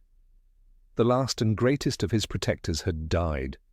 This line from the Half-Blood Prince says it all. Yet even then, Harry did not descend into despair. He did not run. Instead, he began preparing. He accepted that his future might not hold victory or even survival, but it had to hold purpose. Perhaps the most quietly heartbreaking death in Harry's journey was that of Dobby, the free elf. Dobby had no great power, no prophecy surrounding him. He simply believed in Harry, loved him in a way few others did. When Dobby died in Harry's arms, a knife embedded in his chest, Harry dug his grave by hand. No magic, just hands, dirt, and grief. That act said everything. It was not just mourning, it was reverence, a moment where Harry honored life by accepting death. This wasn't something Voldemort could understand. To him, a death like Dobby's would be insignificant. To Harry, it was sacred. Fred Weasley's death during the Battle of Hogwarts was a brutal reminder that war doesn't spare the joyful. Fred, always laughing, always bright, was silenced in an instant. The sight of his family broken around his body would haunt Harry. But once again, he did not freeze. He moved forward, not because he was numb, but because he knew what was at stake. Fred's death was another weight on Harry's heart, but he carried it because someone had to. It was never about being brave for bravery's sake. It was about choosing to fight for life, knowing how much it cost. While Voldemort split his soul to avoid death, Harry learned to make peace with it. The difference was not just philosophical, it was personal. Voldemort feared death because he feared non-existence. He could not bear the idea of being forgotten, of losing control. But Harry, surrounded by ghosts in every chapter of his life, understood that death was not disappearance. Those he loved lived on through choices, through memories, through love. Do not pity the dead, Harry. Pity the living and, above all, those who live without love, Dumbledore once told him. Harry did not just remember those words, he lived them. In the Forbidden Forest, when Harry walked to his death, he was not giving up. He was choosing. He walked without wand raised, not in fear, but in acceptance. "I am about to die," he told the snitch, and it opened. Inside was the resurrection stone, a symbol of temptation, but Harry did not use it to cling. He only wanted a moment, a goodbye. And when the time came, he dropped it, letting go. This was the ultimate rejection of Voldemort's ideology. Voldemort would have grasped that stone until his fingers bled. Harry let it fall into the forest floor like a leaf in autumn. That moment in the forest defined Harry as more than a hero. It made him a man free of fear. While Voldemort sought domination through fear, Harry walked through it. His calm defiance, even in the face of death, was not because he wanted to die, but because he had learned to live with the reality of it. Voldemort killed because he feared being killed. Harry risked his life because he valued the lives of others. That contrast was the true war at the heart of the story. Not just good versus evil, but fear versus love, ego versus sacrifice. When Harry met Dumbledore at King's Cross, a place between life and death, he asked, "Is this real? Or has this been happening inside my head?" Dumbledore replied, "Of course it is happening inside your head, Harry, but why on earth should that mean that it is not real?" This meeting wasn't just a symbolic pause, it was Harry's reward for understanding what others could not. He had chosen death, but death did not choose him. He returned, not because he wanted power, but because others still needed hope. He chose to live again, not to escape, but to finish the fight. Voldemort's downfall was not in Harry's spell, it was in Voldemort's own hands. He had built a life so consumed by fear that he hollowed himself out. He could not comprehend why his wand failed, why loyalty unravelled, why love was stronger than fear. When he died, no one mourned him. No one whispered his name with reverence. He was a shadow, extinguished. Meanwhile, Harry became not just a symbol of survival, but of endurance. He had walked through death and come out whole, not because he was unscarred, but because he carried his scars with pride. The prophecy had said neither can live while the other survives, but in the end, it wasn't prophecy that mattered, it was choice. Harry chose again and again not to kill, not to seek vengeance, not to wield power for its own sake. Even in the final duel, he offered Voldemort a chance. "Try for some remorse, Tom." There was no triumph in his voice, only sorrow. He wanted Voldemort to choose differently even then. That empathy, that last flicker of mercy, is something Voldemort could never understand. He had lost long before the spell was cast. Harry's immortality does not come from the Elder Wand or the Hallows. It comes from the people who lived because he did not give up. From those who named their children after him, from the stories told by those who remembered. He became a part of the living fabric of the world. He was not the boy who conquered death, but the one who befriended it, and in doing so he robbed death of its sting. His victory was not over Voldemort's body, but over the idea that death must be feared. He taught the world that love, not power, is the strongest magic of all. In the years after the battle, Harry never claimed glory. He returned to the world as a man changed but not broken. His understanding of life and death made him a better father, a better friend, and someone who never forgot where he came from. Every time he walked past the memorial in Godric's Hollow, or held his son close during nightmares, or lit a candle on Fred's birthday, he remembered. Not with bitterness, but with honor. He carried the dead with him, not as burdens, but as light. This was the legacy Voldemort could never steal, and the reason Harry truly won. Number 22, his Muggle upbringing was his armor. Harry Potter's greatest strength was not his scar, nor the wand he wielded, nor even the power of love his mother left behind.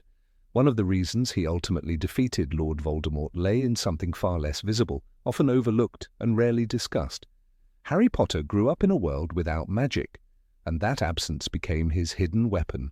While Tom Riddle soaked in magic from the moment he stepped into Hogwarts, Harry's earliest memories were carved in an ordinary world, stripped of spells and charms. He grew up in a cupboard, not a castle.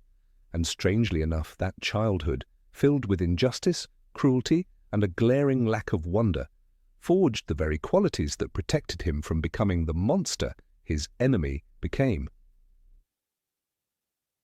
Living with the Dursleys was a curse in its own right. Vernon and Petunia treated him like a burden, and Dudley made sure that every moment Harry spent in their house was laced with humiliation. But what Harry absorbed in that environment was not bitterness. It was resistance. A resistance to arrogance, entitlement, and the blind acceptance of power. When he first discovered he was a wizard, he reacted not with triumph, but disbelief. "I'm a what?" he asked Hagrid. He wasn't a boy raised to believe he was special. He was a boy taught that being different made you unworthy. That experience would later anchor him when fame threatened to inflate his ego, and when power could have seduced him, as it had done to others. Tom Riddle, on the other hand, never learned humility. Even as a child in Wool's orphanage, he believed himself superior to the other children. He discovered magic alone and used it to manipulate, intimidate, and control. He stole, he tortured, he lied, and never once showed remorse. When Dumbledore met him, he remarked, "There are many like you, Tom, but you are different." That difference was coldness, a belief that magic proved worth. For Tom, magic was not a gift, It was a weapon, and the only thing separating him from the lesser world of non-magical people. He despised his Muggle father for abandoning his witch mother. That hate festered into ideology. Harry was immune to that ideology. He never saw magic as a mark of superiority, but as something marvelous and strange, a gift, not a right. He had been a child who longed for warmth, not power. For him, magic was a path to connection, not domination. He formed friendships before he learned incantations. Ron Weasley offered him his first sense of brotherhood. Hermione Granger gave him his first glimpse of loyalty rooted in intellect, and the Weasley family welcomed him without expectations. These bonds mattered more to Harry than any spell in his textbooks. He knew what love looked like in absence, and thus treasured it when it appeared. That upbringing gave him clarity. When the mirror of Erest revealed his heart's deepest desire, it didn't show riches or might. It showed family. Arms wrapped around him. A mother and a father, not a throne. This longing anchored him in something Voldemort could never understand.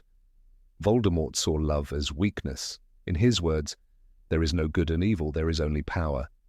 But Harry's non-magical life had shown him that power without love was hollow, that power could be cruel, and that the truest strength was not in control, but in compassion. Even Dobby, the house elf, showed more moral strength than many wizards, a lesson Harry absorbed deeply. This grounding also protected him from the temptations others failed to resist. Consider Draco Malfoy, who was raised in a house of magical entitlement, where blood status was currency and cruelty was normalized. Draco mocked Muggleborns before understanding what a Muggle even was. He believed he was better than Hermione Granger simply because of ancestry. Harry, by contrast, never once saw Hermione as anything less than brilliant. He knew what it felt like to be mocked for something beyond your control. And so he never mocked others. That humility, rooted in hardship, shaped him into a leader people trusted, not feared. Even his wand, twin to Voldemort's, symbolized this contrast. They shared core magic, the phoenix feather from Fawkes, but were wielded by souls shaped in opposite ways. Where Voldemort's magic brought death, Harry's sought protection. Where Voldemort demanded loyalty through fear, Harry inspired it through action. The loyalty of Dobby, of Kreacher, of the DA, of Ron and Hermione. It was earned, not coerced. Harry could lead because he never saw himself as above. He had been beneath. He had been the boy no one wanted, and that memory never faded, even when the world called him the Chosen One. There's a reason Harry never became corrupted by the deathly hallows. He possessed all three at one point: the Elder Wand, the Resurrection Stone, the Cloak of Invisibility, and yet he never used them to seek immortality or dominance. When he walked to Voldemort in the forest, knowing he would die, he didn't do it out of arrogance. He did it out of love, the kind of love that grows when you've lived without it, the kind that isn't performative but real. He dropped the stone, he snapped the wand. He chose to live not as a legend but as a man, and that choice came from knowing that magic alone doesn't make a life worth living. In the Goblet of Fire, when Harry faced Voldemort in the graveyard, he was terrified. He didn't win that duel because of power. He survived because of the connection between their wands and because of the echoes of those Voldemort had killed. Cedric, Bertha, his parents. It was not magic that saved him, but memory, love, and the moral compass that had been instilled in him, not at Hogwarts, but long before, in a cupboard under the stairs, where he had no friends and no wand to rely on. It was the instinct to endure, to protect, to believe in something better than fear. Dumbledore understood this about Harry more than anyone else. When he told Harry, "You are protected above all else by love," he wasn't only speaking of Lily's sacrifice. He was speaking of what Harry became because of the life he lived. Harry had no illusions about the world. He had seen people at their worst. He had faced cruelty without cause, and still he chose to care. When Sirius died, he didn't become vengeful. When Snape revealed his secrets, Harry grieved, not gloated. When he learned about Dumbledore's flaws, he didn't cast him aside. He accepted the complexity of people because he himself was born into a complex world, not a magical fairy tale. Even when given the chance to kill, Harry hesitated. In The Half-Blood Prince, when Draco disarmed Dumbledore and Harry watched Snape cast the killing curse, he didn't turn into a killer. When he finally disarmed Voldemort with Expelliarmus, not Avada Kedavra, it was a deliberate choice. The spell had become his signature, not because it was weak, but because it was just. Harry refused to fight darkness with more darkness. He didn't mirror his enemies, he resisted them by being himself, shaped by Muggle reality, tempered by hardship, fueled by empathy. Even the very fact that he questioned his place at Hogwarts during his second year, when people suspected him of being the heir of Slytherin, proved how unlike Voldemort he truly was. Tom Riddle had revelled in his secret identity, carving it into the Chamber of Secrets like a declaration of supremacy. "I am Lord Voldemort," he wrote. Harry, on the other hand, dreaded the idea that he could belong to that legacy. He asked Dumbledore, "Why did the Sorting Hat put me in Gryffindor?" And the answer was simple. "It is our choices, Harry, that show what we truly are, far more than our abilities." Voldemort believed in destiny, in bloodlines, in supremacy by birthright. Harry believed in choice, in effort, in the messy business of doing what's right. That belief was born not in a magical library or a castle tower, but in a world where people wore suits instead of robes and went to work instead of dueling. Where kindness wasn't enchanted but earned, where doors didn't open with spells but with permission, where he was just a boy, unseen, unheard, unloved. And yet he endured. And that endurance became resilience. When the war was over and Voldemort lay defeated, Harry didn't seize the moment to establish himself as a new magical leader. He didn't declare a new order or demand loyalty. He wanted peace, family, normalcy, because normal was something he had once craved, something he had been denied. He had stared into the abyss and chosen to step back. Not because he was powerful, but because he had known power's absence. And he had known deep in his bones that the world didn't need another Dark Lord. It needed someone who remembered what it meant to be human. And in the end, that is what saved him. Not spells, not prophecy, not destiny, but the boy in the cupboard. The child who had known nothing of wands or spells, who had faced the world with empty hands and open eyes. The boy who had learned, not from teachers, but from pain, and who grew not in the light of magic, but in the shadow of its absence. That absence became his armor, that humility his strength, and that ordinary, painful, unmagical beginning, the very thing he once longed to escape, became the reason he could not be broken. Number 23, he listened to the misunderstood. When Harry Potter stepped into the wizarding world, he didn't come armed with magical talent or special training. What he carried was rarer and far more powerful, an open heart. While others clung to rules and hierarchies, Harry noticed the overlooked. He didn't just tolerate them, he listened, trusted, and cared. That instinct to hear the silenced and trust the marginalized became a quiet force that guided him through the darkest paths. In a world fractured by fear and prejudice, Harry found allies in the least expected corners, and their voices, dismissed by many, often held the keys to his survival. In his very first year at Hogwarts, Harry befriended Hagrid, a half-giant who had long been ridiculed, sidelined, and falsely accused. Others saw Hagrid's size, his awkward speech, his dangerous love for monsters. Harry saw loyalty, kindness, and a fierce protective instinct. When the mystery of the Philosopher's Stone unravelled, it was Hagrid's slip about Nicholas Flamel that gave Harry and his friends the vital clue. It wasn't manipulation, it was trust. A trust that came from being treated with dignity when others looked away. "I am what I am, and I'm not ashamed," Hagrid had said. Harry never made him feel he should be. Harry's bond with creatures deemed beneath the concern of others was never more evident than in his relationship with Dobby the house elf. At a time when wizards saw house elves as property, Harry treated Dobby with compassion and gratitude.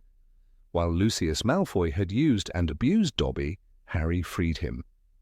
That single act created a bond that would save Harry's life years later. When Harry was imprisoned in the Malfoy Manor, it wasn't a spell or brute force that saved him. It was Dobby, the creature most of the magical world wouldn't even look in the eye. "Dobby has come to rescue Harry Potter," he said, and that rescue cost him his life. Harry buried him with his own hands, without magic, a gesture of the deepest respect. Among the many figures that floated in and out of Hogwarts' enchanted corridors, Luna Lovegood stood apart. Whispered about, laughed at, Luna lived in a world half real, half imagined. But Harry didn't mock her. He listened. When Luna spoke of Thestrals or Nargles, she wasn't dismissed by Harry. She was accepted.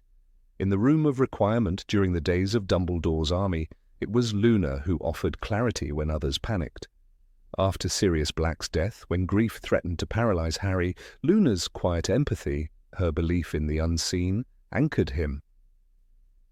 "Things we lose have a way of coming back to us in the end," she said, and Harry believed her. She didn't offer solutions, she offered faith. It wasn't only the living that Harry turned to. In the ghostly whispers of Hogwarts, others found irritation or fear. Harry found guidance. Nearly headless Nick's quiet lament about death helped Harry understand the limits of ghosts. But it was the Grey Lady, Helena Ravenclaw, whose painful confession unlocked one of the final mysteries of Voldemort's Horcruxes. No one had listened to her for centuries. Harry did. He didn't demand answers. He asked, and he waited.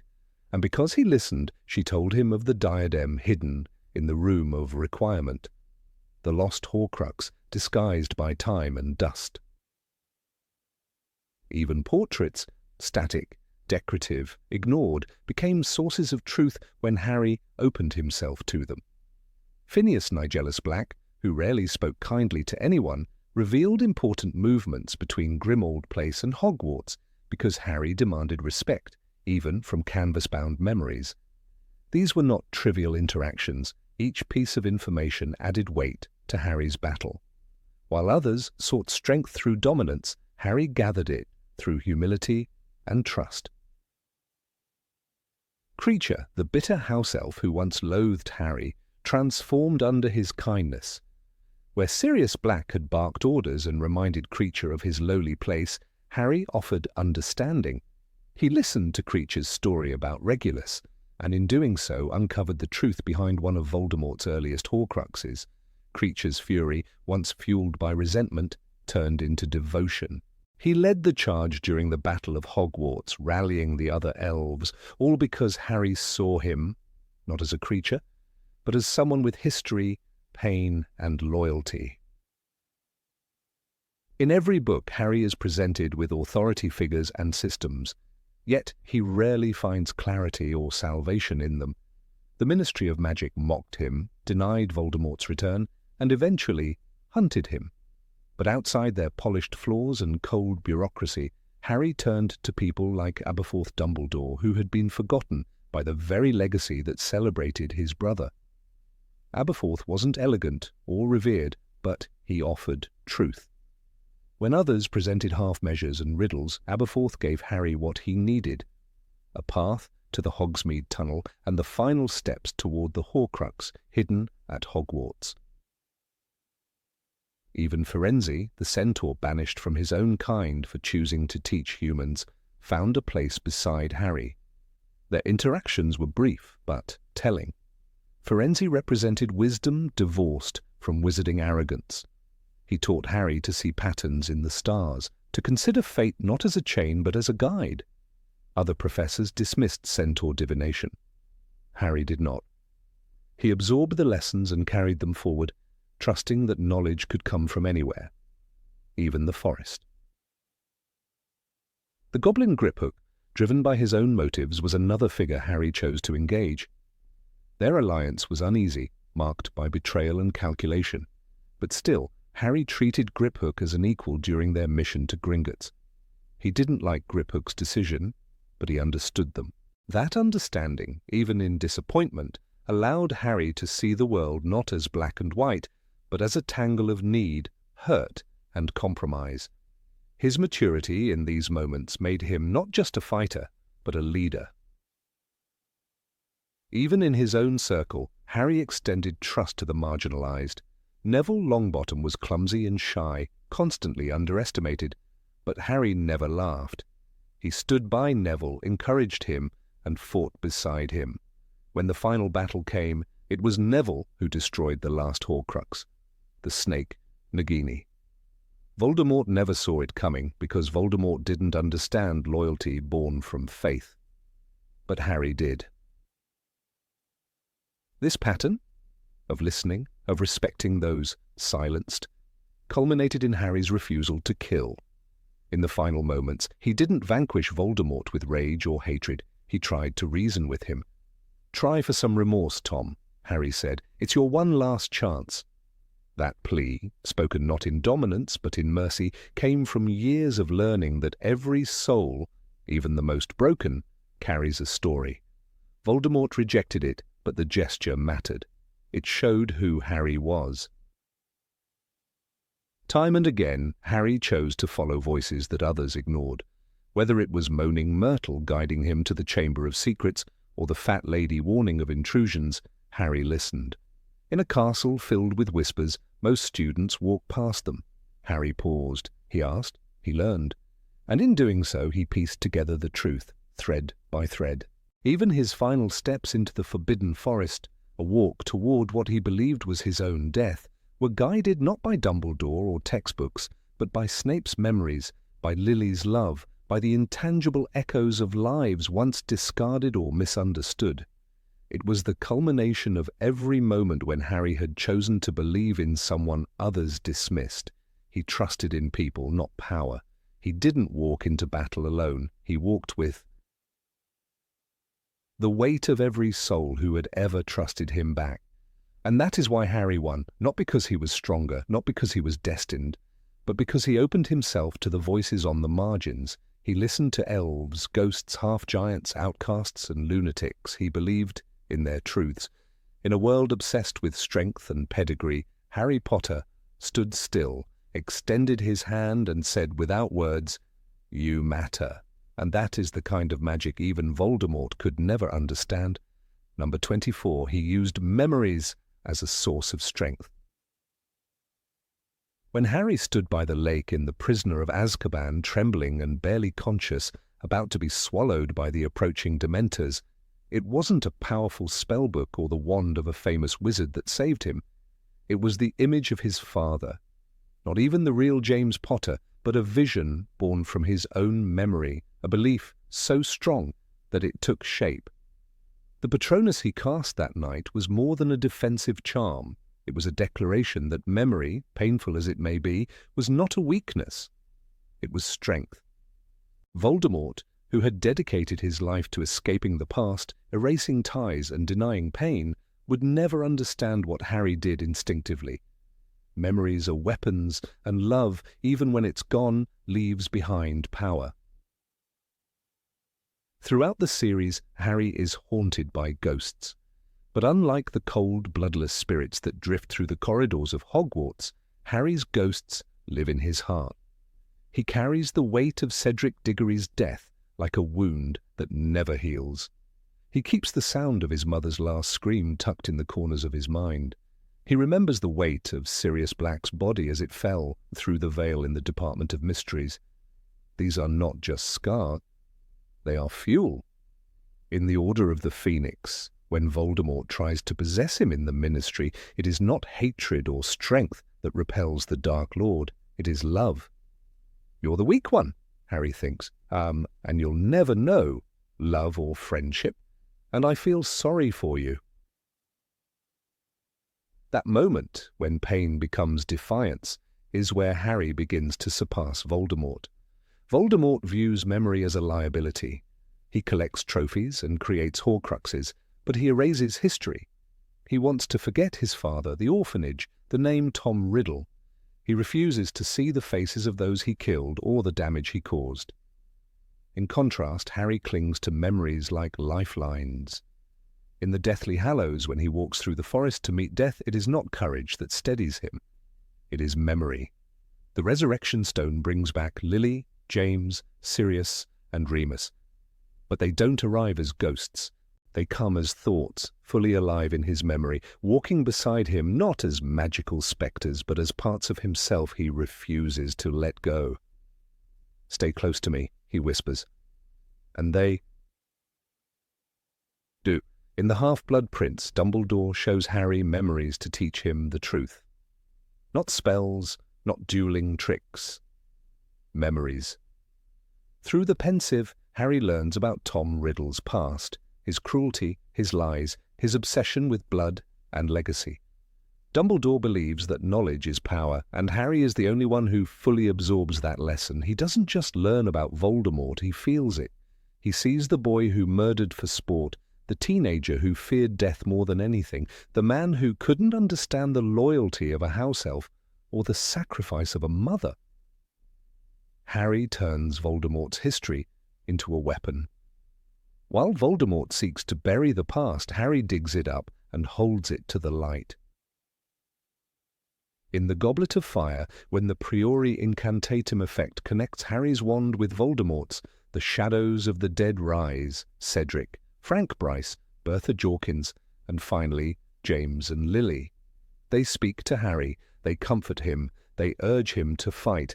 These are not mere magical echoes, they are echoes of love, of loss, of pain, and therefore of power. When Harry escapes that graveyard, it is not only with his life, but with the memory of his parents' voices. Voldemort cannot keep the dead silent. Their voices cling to Harry like armor. In battle, Voldemort relies on dominance. He believes fear is the ultimate weapon. He tortures, humiliates, kills. His version of power is control. Harry's version of power is connection. Even in the Chamber of Secrets, when he faces Tom Riddle, it is not might that saves him, but loyalty. Fawkes arrives not because Harry is powerful, but because he is faithful to Dumbledore. And how did he learn that faith? Through stories, through recollections, through the lessons of those who came before him. Voldemort mocks sentimentality, but it is precisely that sentiment, the capacity to feel deeply, that becomes Harry's secret strength. When Dobby dies in the Deathly Hallows, Harry doesn't retreat. He digs a grave with his own hands. He doesn't use magic. He doesn't let others help. He lets himself feel the weight of loss, fully and without resistance, and that grief becomes his armor. The same night he makes a decision to question Griphook, to speak to Ollivander, to keep moving forward. Voldemort, at the same moment, defiles Dumbledore's tomb, seeking conquest. Harry mourns, Voldemort plunders. The contrast couldn't be clearer. One grows stronger through grief, the other grows colder. Snape's memories, poured into the pensive, break open the final truth. "Look at me," he says as he dies, so that the last thing he sees is Lily's eyes. Those memories, his love, his regret, his sacrifice, pass into Harry. And in the end, it is those memories that complete the final picture. Harry understands why Snape did what he did. He understands how Dumbledore planned every step. He sees himself not as a soldier but as a part of a larger story. Memory gives him clarity. Memory gives him purpose. And purpose becomes resolve. Even the Deathly Hallows, for all their mythical power, are meaningless without the context of memory. The Elder Wand, the Resurrection Stone, the Cloak of Invisibility, these are not just tools, they are symbols. The stone is used not to resurrect, but to remember. The wand is surrendered not out of fear, but because Harry remembers what power did to others. And the cloak is passed down, a legacy of protection, a family relic, a connection to those who walked before. Harry does not use the hallows to dominate. He uses them to honor memory and then lets them go. At King's Cross, in that strange limbo between life and death, Dumbledore reminds Harry of his choices. Harry could stay free from pain, but he chooses to return. Why? Because of those who loved him, because he remembers what they stood for, because their voices echo in him, and he cannot abandon them. Voldemort feared death because he feared nothingness. Harry does not. He knows that as long as memory lives, no one is truly gone. No, do not pity the dead, Harry, pity the living, and above all, those who live without love. Memory is the vessel of love, and Voldemort, who cast it aside, lives in eternal emptiness. Harry's strength is not raw magical skill. He is no prodigy. He fails at occlumency, struggles with potions, and barely survives most of his encounters. But his heart is full of names, faces, voices, the way his mother looked when she held him, the smell of Sirius's coat, the roar of the crowd when Gryffindor won the Quidditch Cup, the sting of betrayal, the ache of absence, the joy of reunion. He carries it all, and each piece becomes a stone in the foundation of his victory. Even when Harry speaks Parseltongue, a gift from Voldemort himself, he doesn't treat it like a curse. He uses it to save Ron and Hermione, to open the chamber once more. Voldemort gave him a tool of darkness, and Harry used it for light. This, too, is memory transformed. Even the parts of himself that are frightening or broken become weapons when wielded with understanding. Voldemort cannot do this. He cannot look into the mirror of the past and accept what he sees. He turns away. Harry faces it head-on. Every time Harry speaks Dobby's name, every time he mentions his parents to someone new, every time he tells Teddy about Remus and Tonks, he is using memory as resistance, as a spell, as magic. Not all spells require wands. Some require only remembrance. When others forget, evil thrives. When one boy remembers, evil shudders. Harry Potter's triumph was not written in prophecy. It was not destined by blood. It was earned through grief, through love, through memory. Voldemort had Horcruxes. Harry had people. Voldemort split his soul. Harry wove his spirit around the memories of others. In the end, the boy who remembered defeated the man who tried to forget. Number 25. He asked the questions no one dared to. Harry Potter was never a perfect student. He wasn't the brightest in his year, nor the most disciplined. But what set him apart, what truly gave him the edge to defeat Voldemort, was something less obvious. His relentless, sometimes uncomfortable need to ask questions no one else dared to. From the very start of his journey at Hogwarts, Harry didn't blindly accept the world around him. He didn't follow the rules when they didn't make sense. He questioned everything, even the people he admired most, and that instinct to challenge authority, to dig into what others chose to ignore, became one of his greatest strengths. In his first year, when strange things began to happen around the third-floor corridor, Harry didn't look away. He knew it was off-limits, and yet, instead of obeying, he asked himself what was really being hidden there. The moment he learned of Nicholas Flamel through a chocolate frog card, he connected the dots while others remained in the dark. Ron dismissed the danger. Hermione followed the rules. But Harry? He said, "Oh, I don't care if it's breaking the rules. If there's a chance of finding out what Snape's up to, I want to take it." This early glimpse into Harry's character shows us something crucial. He was willing to step into the shadows, not for glory, but for truth. That single trait was the seed of Voldemort's undoing. When the mystery of the Chamber of Secrets terrified the school in Harry's second year, he again chose the path of discomfort. The attacks were paralyzing students, and rumors spread like wildfire. Harry could have stayed silent, especially after being accused of being the heir of Slytherin himself. Instead, he pushed further. He visited the girls' bathroom where others refused to go, spoke to Moaning Myrtle, and followed the trail of the diary. His curiosity led him directly to Tom Riddle's past, showing him how lies had buried the truth for 50 years.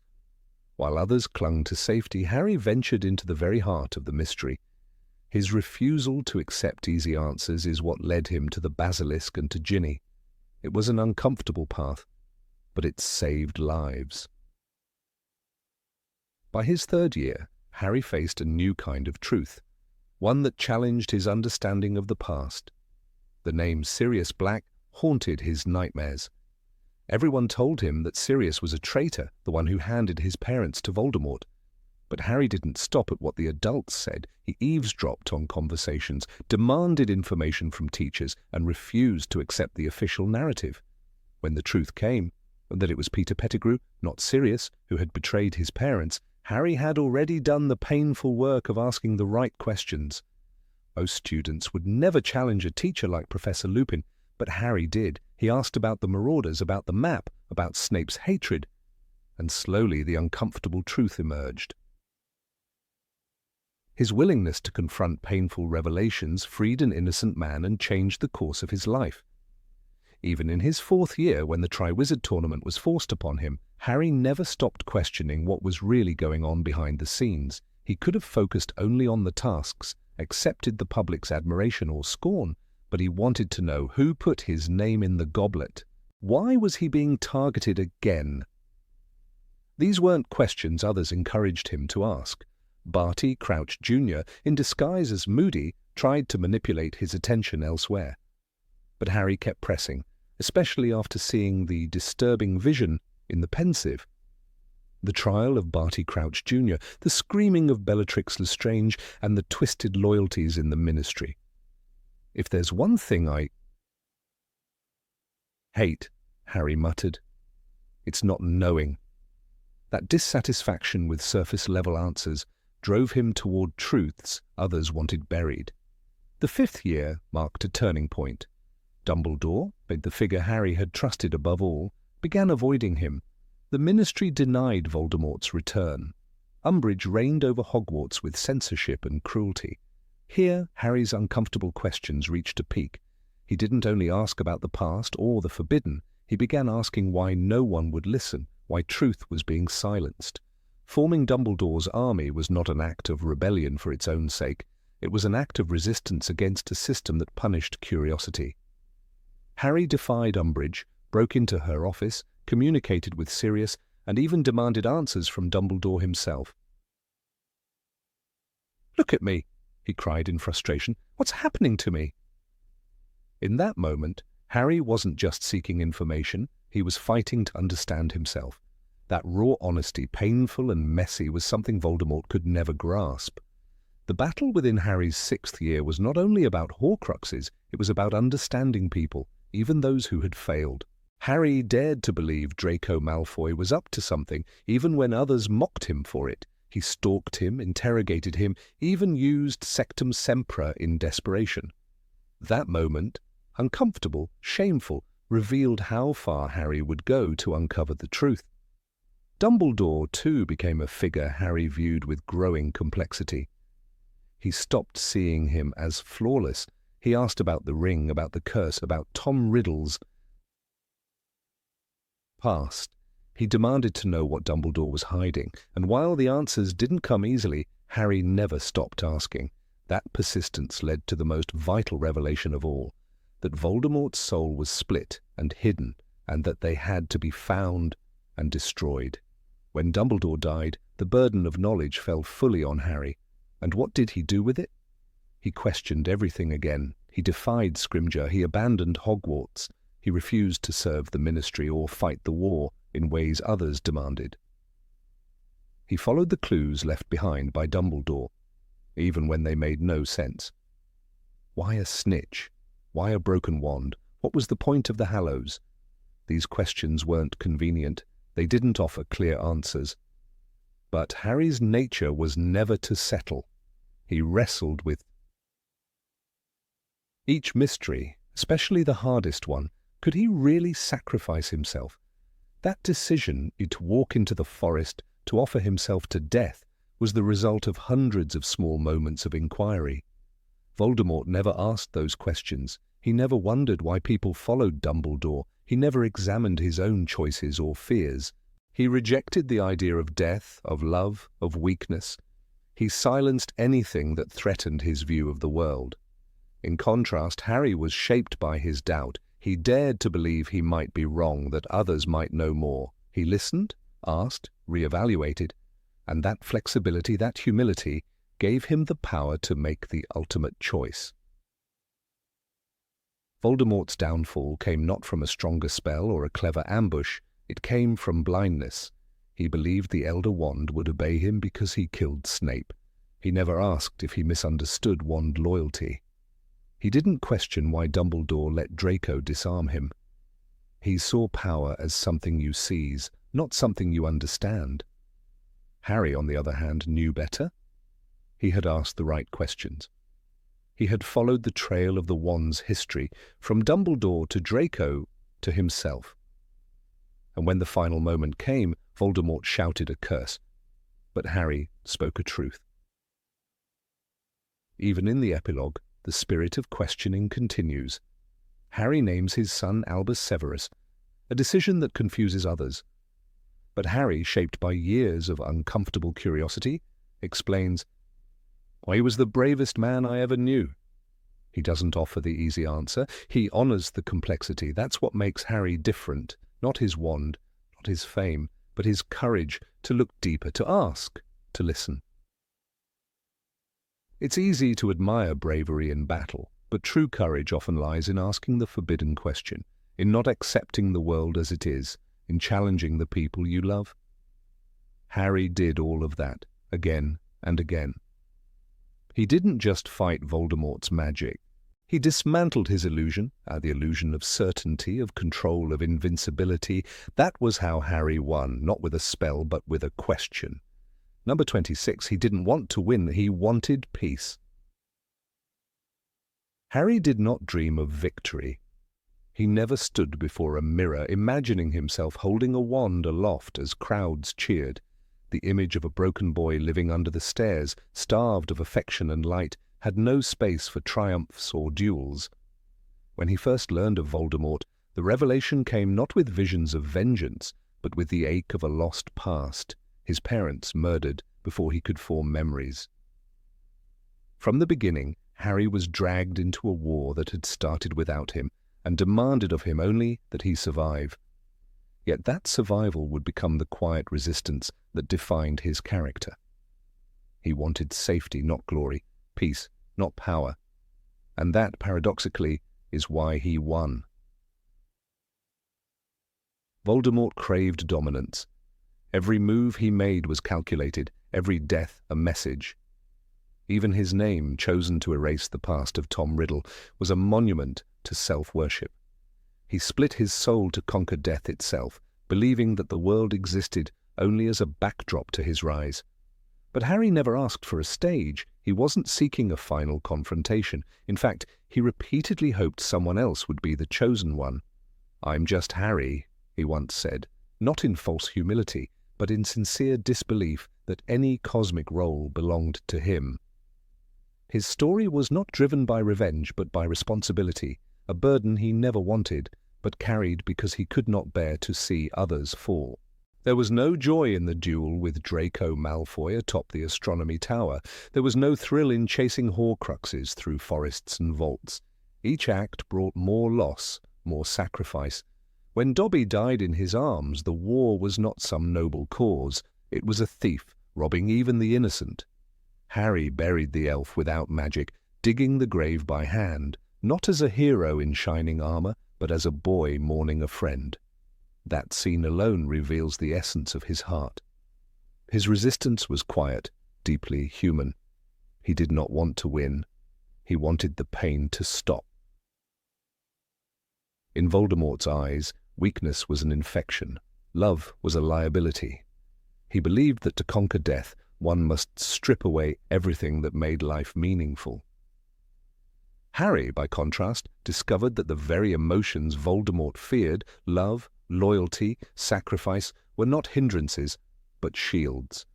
Dumbledore told him in Order of the Phoenix, "You are protected, in short, by your ability to love." Harry never asked for that protection. He didn't cultivate it. He simply was that kind of person. It was not strategy, it was instinct. That is why the Elder Wand refused Voldemort. Magic responds not just to power, but to intention. Harry's heart never sought domination. Even in the final moments in the Forbidden Forest, when death hovered inches away, Harry was not trying to defeat Voldemort. He walked willingly to die, whispering, "I'm ready to die," not in defiance, but in peace. He did not raise his wand, he did not cry out for vengeance.